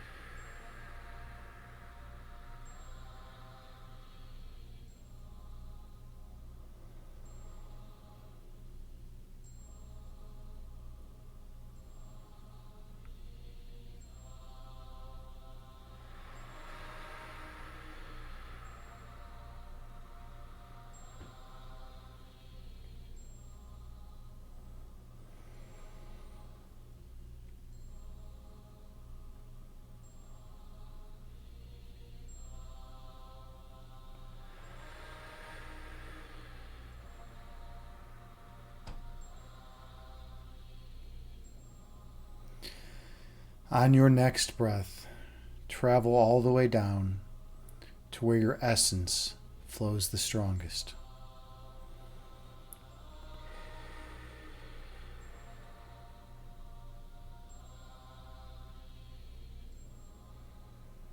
The place residing at the centermost location of your being.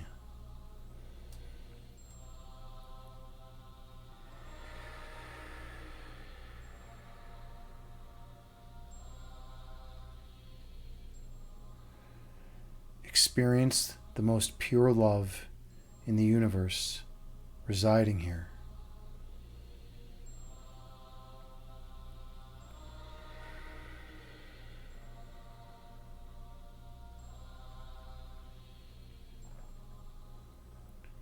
This love is yours eternally.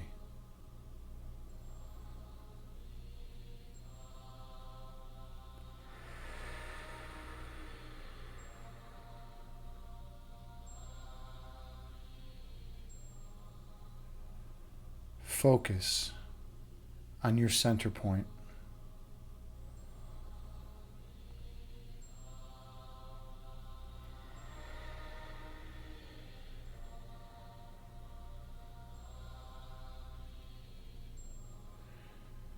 Letting go of the dream of separation.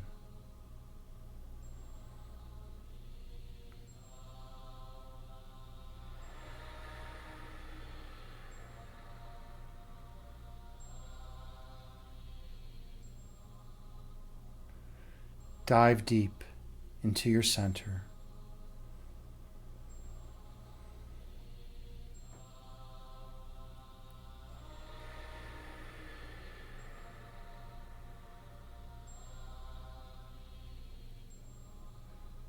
And when you're ready, travel through.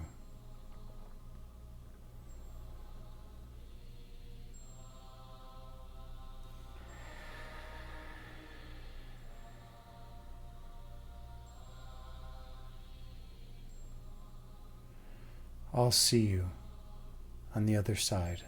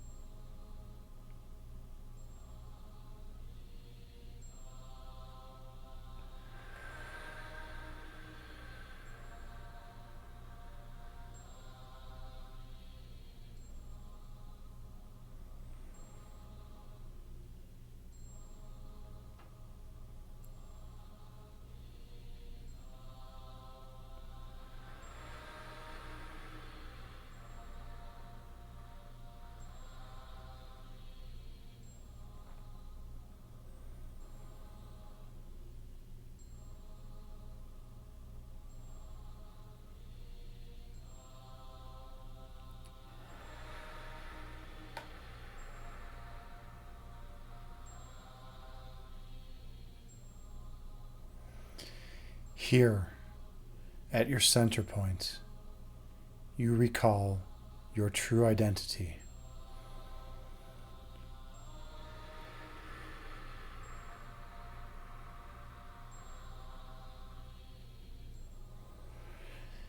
At your center, you remember how you came to be.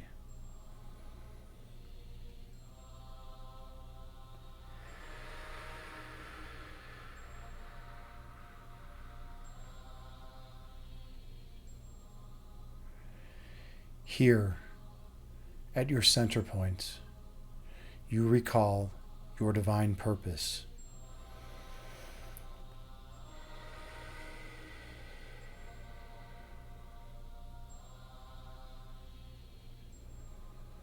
Which is to help others remember the true love and perfection within them.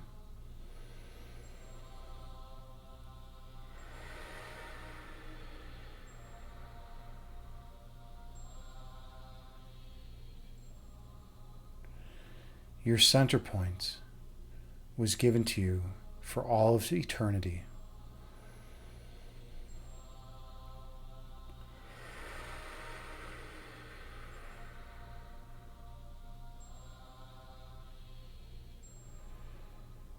for you are an extension of the divine source.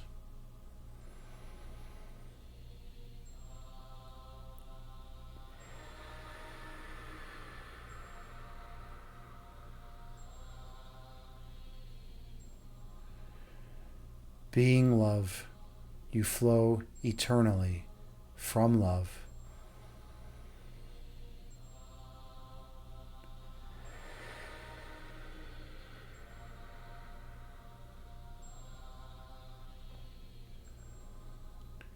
You flow eternally as an extension from the source of all creation.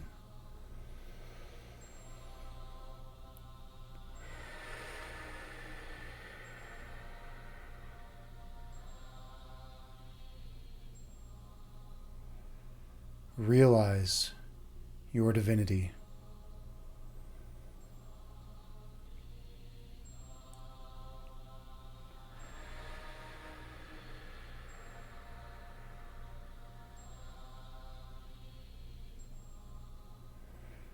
Embrace your oneness.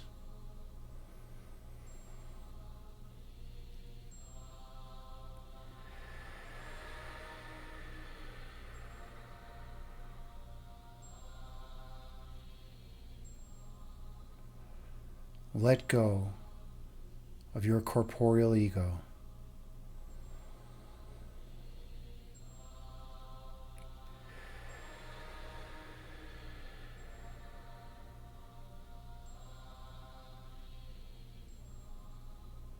Transcend.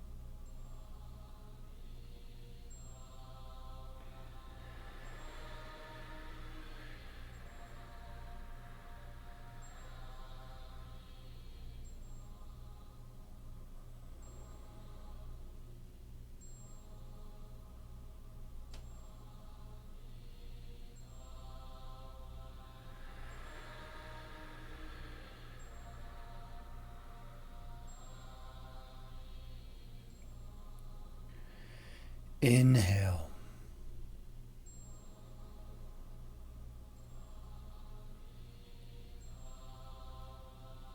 Exhale, releasing all stress and tension from your body. Breathe in.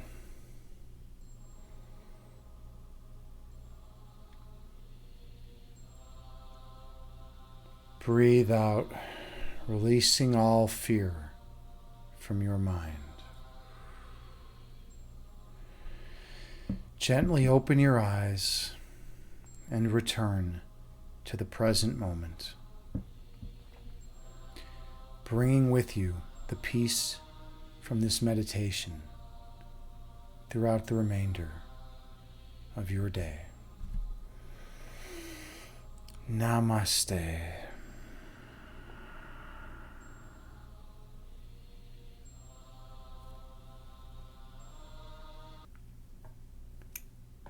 Thank you so much for sharing this sacred space with me. Oneness is infinitely better when it is shared with all those whom you encounter. And being here with you and creating a container for you to share this space with me means the world to me. The fact that you showed up here, even if you just popped in for a second, just dropped in to say hi, means the world to me. And I'm grateful for you and your presence. Anyone who actually did the meditation, thank you so much. Anyone who stuck out the entire meditation, it's a lot of work. It's much easier to just go in someone's channel and watch them play a game, right? Much easier to do that than to actually do the work of meditation. But you can derive great benefit from meditation. Science supports the idea that you can derive benefit from it. The holistic community will talk endlessly about how much benefit you can derive from it. Yogis for centuries have talked about the benefit one can derive from meditation. It's worth it. There's a reason why I meditate as much as I do. Because without it, I'd be toast. I wouldn't be in good shape. So it's important to me, and I'm grateful to be able to share that with you. Let's see, that was a 32-minute meditation, which is great. It's a good amount of time for meditation. JT, you enjoyed it. Wonderful. Thank you, JT. That one felt extra special to me for some reason. I don't know why, but it definitely did. It felt really, really powerful. I'm glad that you got something out of it. And Christine the Bean, oh, thank you, much appreciated. You know, you come in and you I'm sure you meditate with me sometimes. You know, I know you do, and I appreciate you. You know, you're someone that I care about. You're someone that has done a lot for not just for me, but for my family. Those of you who don't know, Christine the Bean is a very talented acupuncturist. She studied in China for a while too, and she has helped my family a lot. My Aunt Bonnie, who's going through hell right now, and is really struggling right now in the hospital. Hopefully she'll be okay. But I really value you, and I appreciate all the help you've given her over the years. So thank you so much. You know, it's a rough time for her, and I appreciate you and what you've done for my family. So thank you. That will not be forgotten. Harem King, you say I'm playing Barbarian. Oh my God, so much damage. Yeah, in Diablo 4, right? The Barbarian, can do a lot of damage, man. He's those melee characters, man. They get in there, and the Barb especially, man. Are you using a shield or a two-handed weapon? Yeah, they can really mess shit up. JT, you say you got contact high from Chad. Maybe so, man. Maybe Chad ate an edible for me. Chad, or Harem King, did you eat an edible for me, or did you just eat them for yourself? Did I get a contact high from you? Because I definitely feel high right now, but I haven't consumed anything except meditation. So maybe I did get contact high from you, or maybe it's JT. Maybe it's JT who's my channel shaman, who's always regulating the energy in here, right? Maybe the energy from JT is doing something, because it definitely feels extra special tonight. You say, JT, you say meditation is the highest of highs. Yeah, and it's a pure high. It feels good, man. You don't have any cloudy hangover. You always feel strong and good afterwards. You always get what you need, and I'm so grateful to all the people who have taught me meditation over the years, and I'm grateful to Inspiritus Alchemy. I got to go there tonight, and my friend Gina puts on such a wonderful meditation, guides us through such a wonderful meditation every Monday night. I'm just really grateful for her practice and everything she's taught me. And that crew, everyone over there are just some of the most wonderful people I've ever met in my life, and it's really, really heartwarming to have contact with them. Okay, all right. I don't want to sit here and talk forever. Let's see who's streaming. Let's see who's currently streaming. Who are we going to raid? Okay, I know who we are going to raid. I know exactly who we are going to raid. Let's get the raid call already. It's so good of all of you to drop in tonight. I appreciate every one of you, and I saw a lot of people I haven't seen in a while, which is kind of cool. You know, Harem King, despite everything, man, I've missed you, dude. You know, you're a good dude, man. I mean, that's the thing. That's why I fucking tolerate you, dude. You're a good dude, man. At the end of the day, Harem King, man, I know people give you shit, man, and I know you have some controversial views, right? And that's fine though. That's fine, right? I have some very controversial views as well, man.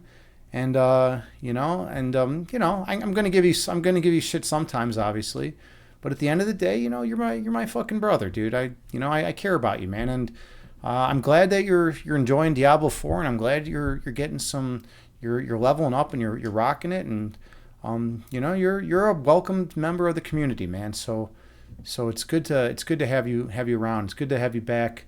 It's good to see you, man. It always is. Well, not always, but I just kidding. All right. Christine the Bean, yes. Oh, hey, I'm a sincere dude when I'm talking like that, right? Before the stream, sometimes I kind of exaggerate and blow things out of proportion and am sarcastic and whatnot. But in this moment, in this tender moment, when I feel so loving and kind and compassionate, I'm gonna tell you it how it is. You're a wonderful human being. You JT. I mean, you guys have both dedicated yourselves to helping others. You guys are both helpers. You're healers. JT's doing the work. JT, I mean, you've come so far since when I first met you. You're meditating every morning. Every morning you're meditating, and then you meditate some nights. And you come here and you meditate. You're doing all sorts of stuff, and you're just such a wonderful human being, and I appreciate you so much. And I try to give back, to my friends. I always try whatever I can do to give back. You say, yeah, you were out of your mind when we met. Well, you know what? I wasn't. I was a poet. I was a wild, reckless wild poet when we met. I don't write as much poetry anymore, but I was. Yeah, it's. Hold on a second. Evelyn, oh my God, I was just talking about this. I was just saying there's a lot of people that have popped in that I haven't seen in a while today. Like Mobius was here earlier. I haven't seen Mobius in ages. And one of my favorite fucking people in the world, Evelyn Yoga, is here. Big shout out to Evelyn Yoga. So good to see you. Wow, it's been a while, Evelyn. How you doing? How's everything going with you? I was basically just expressing my gratitude for this community and for everyone who comes by and pops in. Even if you're just here for a minute and just say hi, it's like it warms my heart. It really does. I mean, we're all here. We're trying to improve the world. We're trying to make things better. I do my part by spreading meditation and philosophy to people, right? And you're a yogi, you're a yoga instructor, and that's something pretty amazing. That's something. Yoga saved my fucking life, Evelyn. I don't know if I ever told you that, but like when I was a mess. And then I got into qigong, and that was my start, right? I started doing qigong, and then like all of a sudden I was like, hey, I can feel all this really intense energy. First I had meditation, then I had qigong, and then it was like vinyasa yoga. It was like I was doing some power vinyasa stuff, and then it was Bikram yoga. Like once I found Bikram yoga, like my life changed a lot. I went from being a person that was just, just I don't know, just your average Joe, on the street, right? Just struggling to get by, to like this like force of light and love and energy. All of a sudden, like that hot room and the 26 hatha yoga postures, right? From the set of 81, right? Just done in the hot room. There's something magical about that, and I just all of a sudden I started feeling like so good. My energy was great. I was able to help people so much more. It was great. I was able to be the man I wanted to be, which is so good, to be able to help those, to be able to go into the depths of of people's sorrow and like help bring them out of that, help raise them and lift them out of that, because that's who I want to be. That's who I've always aspired to be. You know, that the one that can go down into the depths and find those who are struggling and not let anyone go. Just help them up, you know, help them, prop them up and say, hey, I'm going to help you for a while until you get back on your feet. And that's what yoga's done for me. Now recently it's been a lot more difficult for me because I've been having all sorts of back issues, so I haven't been able to do my hatha yoga, my Bikram yoga set. It's been a struggle. So and so I still do some yoga, but it's not the same for me to not be there. But so yeah, I've been struggling more, and then it makes me pissed because I can't help others as much when I'm struggling, right? So I'm trying to find a way to be able to do yoga with all the back pain I have, you know, and that's like a major thing. Anyways, okay, I'm talking about myself. I want to get back to chat. Evelyn, okay, you say you're on a sock day. What is a sock? What the fuck is a sock day? Oh, sick day. Okay.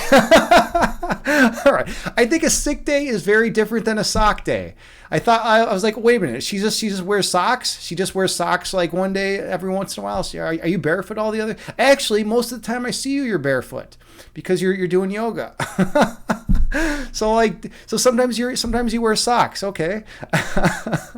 Well, I'm sorry that you're on a sick day.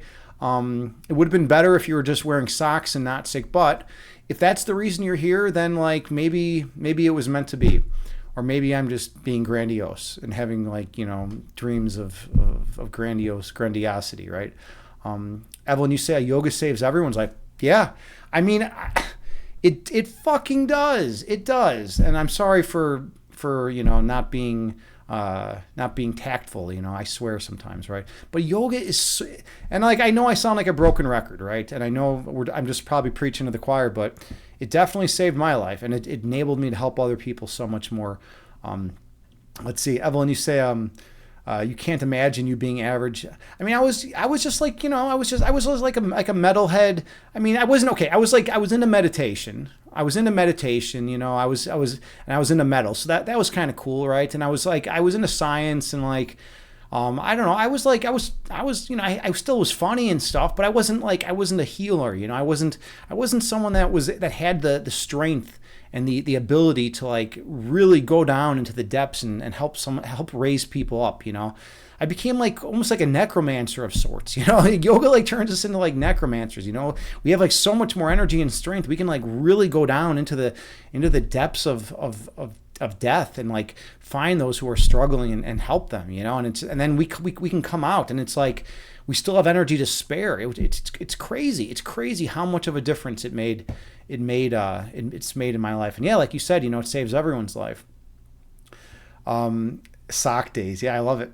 Evelyn, you say not keep swearing, be yourself. Yeah, and you know they say people who swear have are more honest. They've done studies. People who swear are more honest than people who don't swear because you're more willing to express your truth and not hold things back as opposed to just sugarcoat everything, right? So that's just how it goes. You say sounds like crack, not yoga. And yeah, right. You know, yeah. It's like I got all this energy. Like holy shit. It's like I've actually just It turns out, Evelyn, I'm not even a yogi. I just smoke crack before every show. Wouldn't that be like the ultimate like absurd like mind fuck of the century? Like it turns out I'm just like a crackhead. Yeah, we're like this whole meditation thing was just a ruse. Joke's on you. I don't even do yoga. I don't do anything. I just smoke crack and like, you know, that's it. Like that would be pretty funny. No, Evelyn, I'm from Chicago. This is the heroin capital of the world, not the crack capital. Even though there is plenty of crack that's smoked in Chicago, but no, I don't do those. You say, well, there's the weed. There are the weed and the acid yogis. Yes, you would not believe how many times I've heard people say that, you know, when they smoke weed and do yoga, it's like way better. And you know, maybe it is for them. Like for me, it's definitely not. Like when I smoke weed or, you know, do other, you know, kind of drugs and do and try like try like yoga, like when in the past when I've done that, like no, it's I'm not as in tune with my body. You know, I can't that energy at times it might feel right, and then like the next day I wake up and I'm like, man, why does my back fucking hurt, or why does my leg feel all fucked up, right? Like it just doesn't work. Doesn't work great. But I have had positive experiences too, though. So like I'm sure there's plenty of people that have positive experiences with it as well, because I've had positive experiences in the past with it. Okay. Anyways, you say oh yeah, because people trying to relax there. Yeah, right. Okay. You say but it's like duh. If you're going to add drugs to anything, it's going to be euphoria. I know, right? I know. That's the thing. It's like, I feel like yoga is so good on it by itself that you don't really need to add anything to it. It's like, okay, like, and here's what I explained to someone once. So there was a period in my life where I smoked like a decent amount of pot, right? But like when I would smoke pot, you know, I would take like a hit, and I would first, okay, here's what I would do. First, I would actually just kind of close my eyes, and I would take a mental note of like how I was and what I was feeling and like where I was. I would just take like a mental inventory of like how I was feeling, right? And then I would take like one hit of pot, right? And then I would close my eyes and I'd be like, okay, it's kicking in now. Like, how do I feel now? And I would ask myself, like, do I feel good right now with this one hit of pot? And then I'd wait a little while, or do I feel like I want another one, right? And like a lot of times I was like, wow, I feel perfect right now. I feel great right now. Like I don't want any more. Because there were plenty of times where I would like smoke another one, and then I didn't feel good at all. You know, I'd smoke too much, and I wouldn't feel good. So like, if you are going to smoke pot, I'd say like, you know, be a little more cognizant of like, you know, how you feel when you smoke. Like maybe take a little bit and see like how you feel, and then like ask yourself truly, do you really want more, or do you want to just stay at that level? All right, whatever. Now we're just talking drugs. Like I just, you know, like what's going on here? I don't want to talk drugs now. You say adding drugs defeats the purpose. It kind of does, right? Because I mean, with yoga, you want to get into that state of pure love and oneness without the drugs. I mean, you know, because it's easy to do a drug and feel good, right? It's not easy to bring yourself up from the depths of despair through like meditation, right? Or through yoga. Yoga's a lot of work, right? Think about yoga. Think about how much work you have to put into yoga. Like, I mean, I can't do handstands. I can't do fucking handstands. It's always frustrated me. You know, in yoga, all my buddies are like, hey, come on, Agni, just do a handstand here. You can, just do it like this. It just doesn't work for me. It just doesn't work for me. Like I've tried it like a million times. I don't know what the hell's the problem is. I've tried it with the wall. I just can't. It's like my body just doesn't want to go that way. I think it's because of my arms or something. Like I used to have like a metal, you can see the scar here. Check out, you can't see it in the light. Let's get some light on in here, by the way. This is getting a little dark. Okay. All right. So now you'll be able to see the scar. So I used to have a metal plate. Why can't the camera pick it up? The camera's not picking up. Okay. You can kind of see it. Yeah, now you can see it. I used to have a metal plate in my arm, like right here. All right. And I had like screws and all this hardware in there. And I had it in there for 18 years. And now like my wrist gets really jacked up if I have to like, fully extend my hands, right? And stuff like that. Also, like you can check out these scars on my hand. Look at those scars, right? Those are intense, right? Oops, hold on. I just messed up the camera, but let me fix that. So what happened was, okay, when I was 15, my friend and I were wrestling, and all of my body weight and his body weight fell on my two fingers. And he was like a big dude. So all of our weight fell on my two fingers. My fingers bent back to the top of my hand, and my knuckles right back here, popped out of my palm. So I'm sitting here, I'm like on the floor. I'm like looking at my hand. My knuckles are popped out of my palm, and I'm like, holy shit. I'm like, oh, what the fuck? I was like in shock. And my friend he thinks he doesn't see what's going on, so he just keeps wrestling. He just keeps trying to wrestle me. And I'm like, dude, stop. He's like, no, I'm winning. I'm like, no, dude, like, stop, man. My knuckles are like popped out of my hand. So like they had to do this emergency surgery and like put my knuckles back and like all this shit's like now this and I had the metal plate in here because this part of I got in a car accident and my arm got wedged between my body, like between my body and the steering wheel, and the whole front of the car came in and bent my wrist down to my elbow and it was wedged in there like that. So like and then my arm's just like stuck, like wedged like that, and like the whole front of the car is in. So I was like, fuck. I was like, I couldn't move. All my friends, I was the only one in the car wearing a seatbelt, and I was the only one that got hurt. All my friends just got out of the car and like were stashing their drugs and shit. And like I was just like, this is terrible. Ow. Like fuck. I was in shock again. So that was 2 years in a row. First the fingers, and then the arm. So anyways, now I can't do a handstand. So yeah. Oh man. Oh my god. Yes. So here's how it would work. I wouldn't beep when I would walk through the detector, but if they would put the wand like right over my arm, then I would beep. Yes.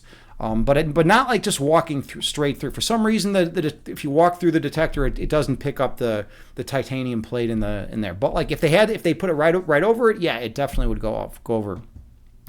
And it is my dominant hand. Yeah, right? So it was totally annoying. It was super annoying. Like trying to do schoolwork. I was like, 15 years old for the fingers, right?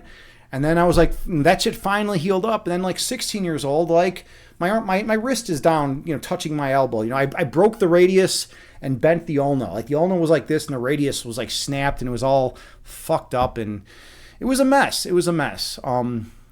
I went to a hand therapist. I did tons of physical therapy. I did all that stuff. And like for the most part, I have great mobility, right? I can do pretty much everything. I'm strong as fuck with like arm wrestling. You would not believe my ability to arm wrestle. I actually used to joke and say it was because of the metal plate, but actually no. Even before I got the metal plate, I was good at arm wrestling.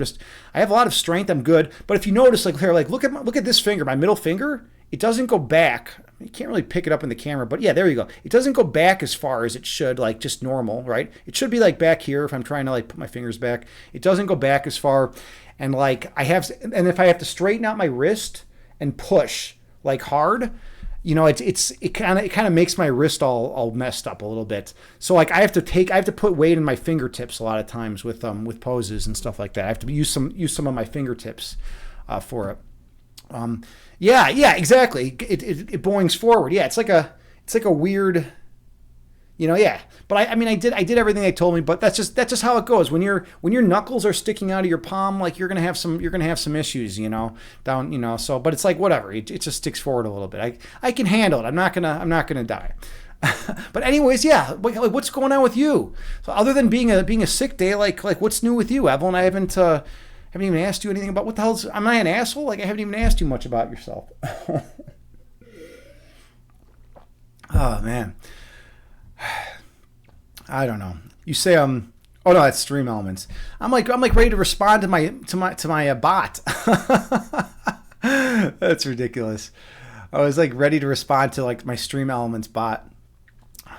Evelyn, you say you're not an asshole. Yeah, I try not to be an asshole. But people who know me really well will say like I'm like the nicest fucking dude and I will always be there for you whenever you're struggling and in need. But like if you know me on a daily basis, I can be a bit much. That's just how it goes. Like that's how it goes. Like I'm good in like small doses. Like JT purposely, like she used to live like right next door to me. Then she flew to California because she's like, all right, I love this fucking Agni guy, but like I need some distance. I need some distance between us, right? Because like he's great like every now and then, but like having to live next to this guy, it's just too much. It's just too much. So she got the fuck out of Illinois because of that.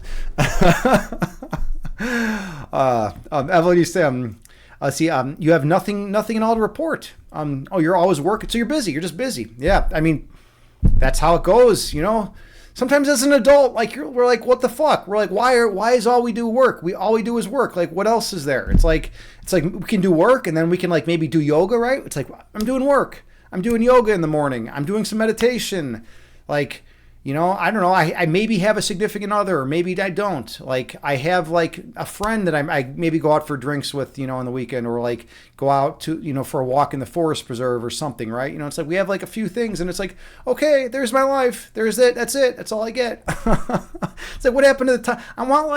I need like 23 hours of free time a day. That's like my main thing. Like, I'm willing to work 1 hour a day. I am definitely willing to work 1 hour a day.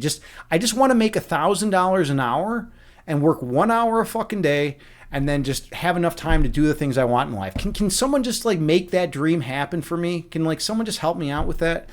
Like, how do I get that? Evelyn, you say you're planning a trip to the USA. Well, okay, remember, my offer still stands. Now, I don't know if you're going to come to Chicago or not. Chicago does kind of suck. And we have a lot of murderers here, but we have really good museums and really good food. So that's like the plus. But like I said earlier, if you ever come by Chicago, you're welcome to stay at my place. I don't have like a huge. I have a condo. I have like, you'd be staying in this room right here. This is like my spare bedroom. It's also like where I stream from. But yeah, you're welcome to like, you're welcome to stay here if you want. If you want to save some money on lodging, I could show you around. I could show you around the town and stuff like that. But like, yeah, so the offer stands if you decide to come to Chicago. And let's see, JT, you say, am I done teaching until school's back? No, I've been teaching over break. Actually, like I thought I was going to have a ton of time off. But I've been teaching these week-long camps. Like last week I taught it was just like a 3-hour day, Monday through Friday chess camp, right? So I had and it was a big camp too. I had 18 students, 18 of the strongest chess students I've ever had, actually, all in one room. And it was like a lot of violence and war, and intensity and strategy and tactical mindedness. And I had to beat everyone into submission and like maintain order and maintain a positive learning environment, because I want to teach these kids, But chess players are wild. Chess is a war game. People don't realize that it's like a violent game. You're literally, you have two armies marching towards each other. Like, what do you think's going to happen when you have some high testosterone males sitting at this board calculating all this shit, right? Shit gets intense, right? And then we had some girls in there too that are ass kickers, right? And that was fun too. But yeah, so I had to, I have to do what JT Farms does in this channel and kind of regulate the energy, in the room when I teach. And I have to make it instructive, and I also have to make it fun. And I also have to make it that no one, chokes the other person out because they lose the game. Harem King, hey, welcome back, man. You say, gosh, you're high. Well, if you're eating edibles, you're sitting around eating edibles, man, that's going to happen, right? That's probably going to happen. Okay, Evelyn, you say you have to save for a home deposit, but you'd rather blow all your cash on travel. Well, you're buying a home. Dude, that's so cool. That is badass. Nice. Congrats. Yeah, that's exciting. That's got to be a big thing. It's going to be a big change, to own your own home. That's an awesome feeling, right? I mean, I've never felt that. I rent here. This is a condo I rent. I've never owned my own home. But that's cool. That's cool that you're doing it. You say, I can sell my body to the night. Sell my body to the night. I don't know. I don't know what that means. I mean, there's a lot of ways I could interpret that. I like them all.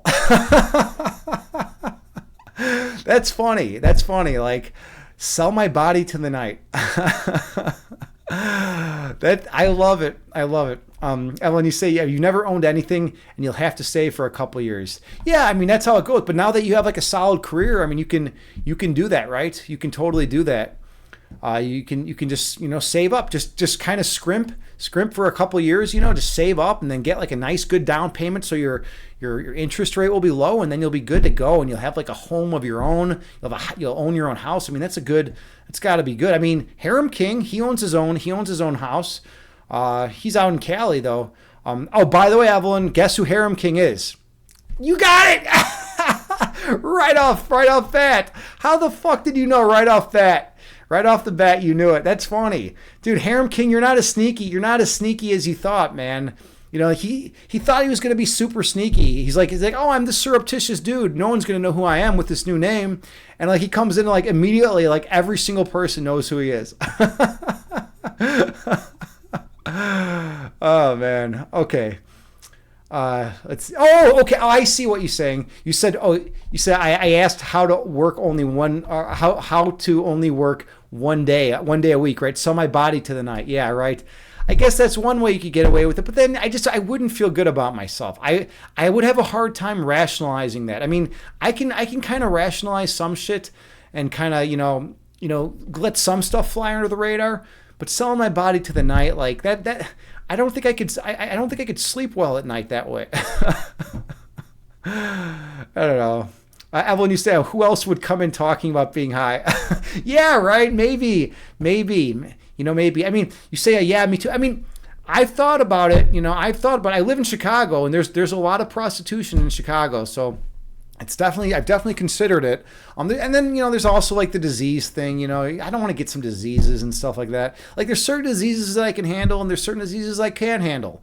Actually, I probably don't want any diseases now that I think about it. Maybe I can't handle any diseases. I don't want any disease now that I think about it. Okay, what are we even? Now we're just talking about like diseases and prostitution, like and getting high. Like this is getting real bad. I'll let you say, have you thought about OnlyFans? But yeah, it's like, you know what?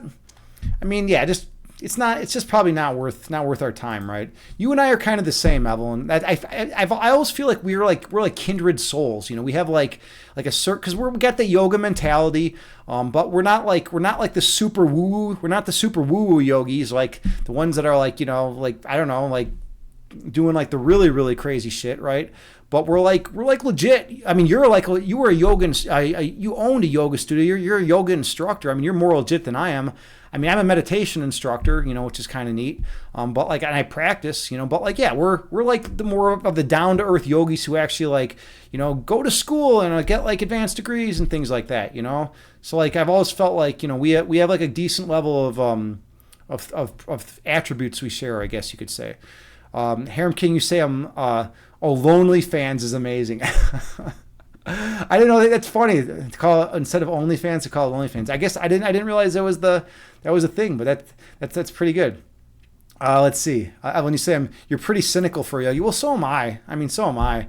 Especially you look around and sometimes it's like it's like, okay, all these people that I thought were like these amazing gurus that were gonna help change everything. You start to know them like really in depth, and you're like, I don't know, they're not as special as we thought, right? And this is, by the way, this is really important for everyone out there to know. And there's a lot of like self-proclaimed gurus and a lot of people that have garnished a lot of respect and whatnot in the holistic community, that try to put themselves on a pedestal and they I'm so spiritually evolved, blah blah blah blah blah, right? Blah blah blah blah blah blah blah. Like I never feel anger, I never feel hate, like blah blah blah blah blah, right? And then at the end of the day, like if you really get to know them, like you're like, wait a minute, this person's like just like us, he's they feel the same shit, right? Now I'm not saying everyone is like that, absolutely not. There are definitely some legit, spiritual gurus out there, right? But I just think it's important to not set unrealistic expectations. Like if you're a yogi, you're still going to get angry sometimes. It's just part of life, you're going to get angry, right? Any yogi that tells me they never get angry ever is fucking full of shit, right? So like, set realistic expectations. Now, does that mean if you're a yogi, maybe you'll be angry less? Yeah. Does it mean if you do things like do meditations and work on anger issues that you're going to probably be angry, less frequently and maybe for shorter durations? Yes. But we're human beings. We're fallible. We're gonna slip up. All right. Anyways, let's see. Evelyn, you say, yeah, they are full shit. Yeah, right. And it's funny though. They put on that false pretense, right? Of like, oh, I'm so amazing, blah blah. And that's one thing that I vowed never to do. And that's why I come on here and I don't try to act like one of those like, hi, and now we're going to talk like this, because this is what people expect a spiritually evolved human being to talk like, and we're just going to go into this place of love and just be that oneness and enjoy it. Because that's not who I am. That's not fucking real. That's not fucking real. That's not who I am, all right? So I'm not going to put on that. I'm not going to put on that shit. But I am going to say, let's fucking do some meditation. Let's do some fucking yoga and feel better, right? So yeah, exactly. Toxic positivity, right? It's like this weird like cult mentality almost, like, and they're all fucking delusional and shit, like thinking they have no problems and no issues. Sometimes they even delude themselves, and that's even scarier, right? It's like one thing for someone to delude others, but then like to delude themselves is like even more scary sometimes. Christine the Bean, you say, Agni, I'm creeping you out talking like that. Well, it happens, right? You see these people, right? They think they're so spiritually evolved, and it's like, no, you're just like you and me. You're just, we're all the same. We're all struggling. We're all working through shit. And we all try to, not, I say we all, but like, a lot of us are trying to make a difference, and that's it. Evelyn, you say you can't unhuman yourself. No one can escape their own. Exactly. No one can escape the emotions. Now we can get better at controlling the effects. We can do a lot of work and things to like try to like promote more positivity and love and joy in our lives. We can do things to like get away from triggers that maybe set us off, right? Like like maybe an ex or something like that. Who was very abusive, right? You probably wouldn't want to like hang out with that person every day, right? But like, there's good moves you can make, but at the same time, we still have these human emotions. We still have these tough terrain to navigate, the human condition, right? We have a finite amount of knowledge, and we're thrust into this world where with this finite amount of knowledge, we're supposed to, extrapolate and try to understand everything around us such that we make good life choices. And sometimes with the little bit of knowledge we have, we make a good choice. And sometimes with the little bit of knowledge we have, we make poor choices, right? But it's just, we do the best we can. Let's see. Harem King, you say, Agni, what are you talking about? The Bod Ross of yoga stuff? I don't know. Bod Ross. Bod Ross. You mean Bob? Wait. I don't know who Bod Ross is. Are you talking about the artist? Like, that's not even Bob Ross. Bod. I don't know what's going on here. Maybe there's a guru I don't know anything about. Evelyn, you say you can learn. Oh, okay. All right. There we go. All right. Yeah, I don't know what people are talking about anymore, right? Someone else was saying, so Evelyn was talking about that it's a sock day for her earlier, and that threw me off. Like, and now I'm still recovering for that. And now you're talking about Bod Ross. Like, I don't even know what's going on anymore. I think I'm the one that took the drugs. Harem King, maybe you didn't even take any drugs. How about that for an idea? Maybe I'm the one that took the drugs, and you're just the sober one. Think about that for a minute. I bet you never thought about that. Okay, Evelyn, you say, yeah, exactly. You can learn to manage your behavior and responses. Totally. It's totally the case, right? And I really value authenticity, genuineness, right? Honesty, openness. These are things that I value a ton. So like when I see someone coming across very fake, it's like, even if they have like a decent message, I don't really want to listen to them, right? And so that's why I always try to be honest and open with everyone in chat, because that's how I hope people can relate to me with in an honest and open way. I hope people can be open with me, because I don't want someone to be afraid that I'm going to judge them or something, because I don't judge. We're all works in progress, right? Okay. Anyways, Evelyn, you say you did what you did until you knew better. Now you know better, and you do exact. I love it. I love that. I don't think you just came up with that though. That sounds like it's something that it sounds like something that's like super deep, and I love it. Yeah, I did what I did until I knew better. Now I know better and I do better. It's perfect. It's perfect. Okay. On that note, if you are a subscriber, copy and paste this. Evelyn, it was so awesome that you came. I haven't seen you in ages. It feels like ages. Mobius was even here. I mean, I haven't seen Mobius in, I don't know, 3 months, 4 months, 5 months. Harem King's back. I mean, he was gone. He was out. I think Twitch banned him. What a surprise, right? He had to change his name. Twitch banned Harem King, right? Or something, or he was on a timeout or something from Twitch. Evelyn, I mean, who would have thought, right? JT. So real quick, I just want to share this with everyone. Before the stream, I contacted JT, and when I found out that she was going to be able to come to the stream tonight, like it uplifted my spirits. It made me want to stream so much more. Having you around, like having someone that I know is actually driving a ton of benefit from the meditation, really makes me want to stream more. Like it really makes me more motivated, because it's like, okay, I'm actually helping someone, right? I'm actually, definitely doing some good, right? So like when you're here, I always definitely, it always makes me more motivated to stream. Evelyn, you say, surprise. I don't know what that was in reference to. But yeah, anyways, it's great having you here, Evelyn. I love you too. I hope you're well, Evelyn. I hope you're doing great. You have a beautiful career. You're saving up money for a home.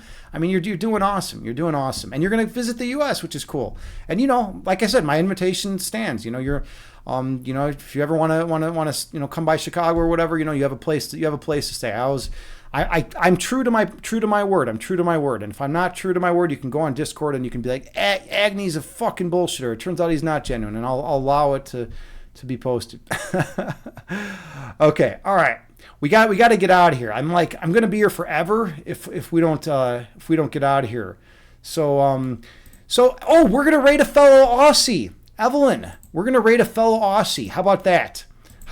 So here it is. Here's the raid call.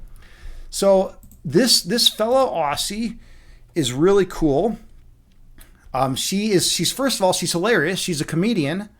She also is a former, I think, ping pong champ, tabletop champion, or maybe she was like runner up or something. Basically, she's really damn good at like ping pong. She's super funny, and she's a musician. And she also does stuff to promote mental health awareness. So I love rating her. I love rating musicians and artists to begin with, but I especially love rating people who have absurdist senses of humor, because I'm very absurd, and I love people who are willing. I love Australians, because Evelyn, like, it was my first real experience with an Australian, and I fucking love her. And then I met Spochi, and I think he's a cool dude. Basically, every Australian I've ever like met now is like awesome. So now I love all Australians because of Evelyn. And so yeah, so send some love her way. And Evelyn, you say, not a surprise you're coming. Careful what I wish. Hey, you're always welcome in my home. And that's what I say. It's what I say. I know you're a good human being at the end of the day. So it's like, that's why I definitely you're definitely welcome. Okay, so let's raid a harem king. No, you're not Australian. You are not Australian. But that's a good thing to end on. Anyways, thank you all so much. I appreciate every one of you. Even if you just popped in and said hi, I love you all unconditionally. Help everyone. Namaste.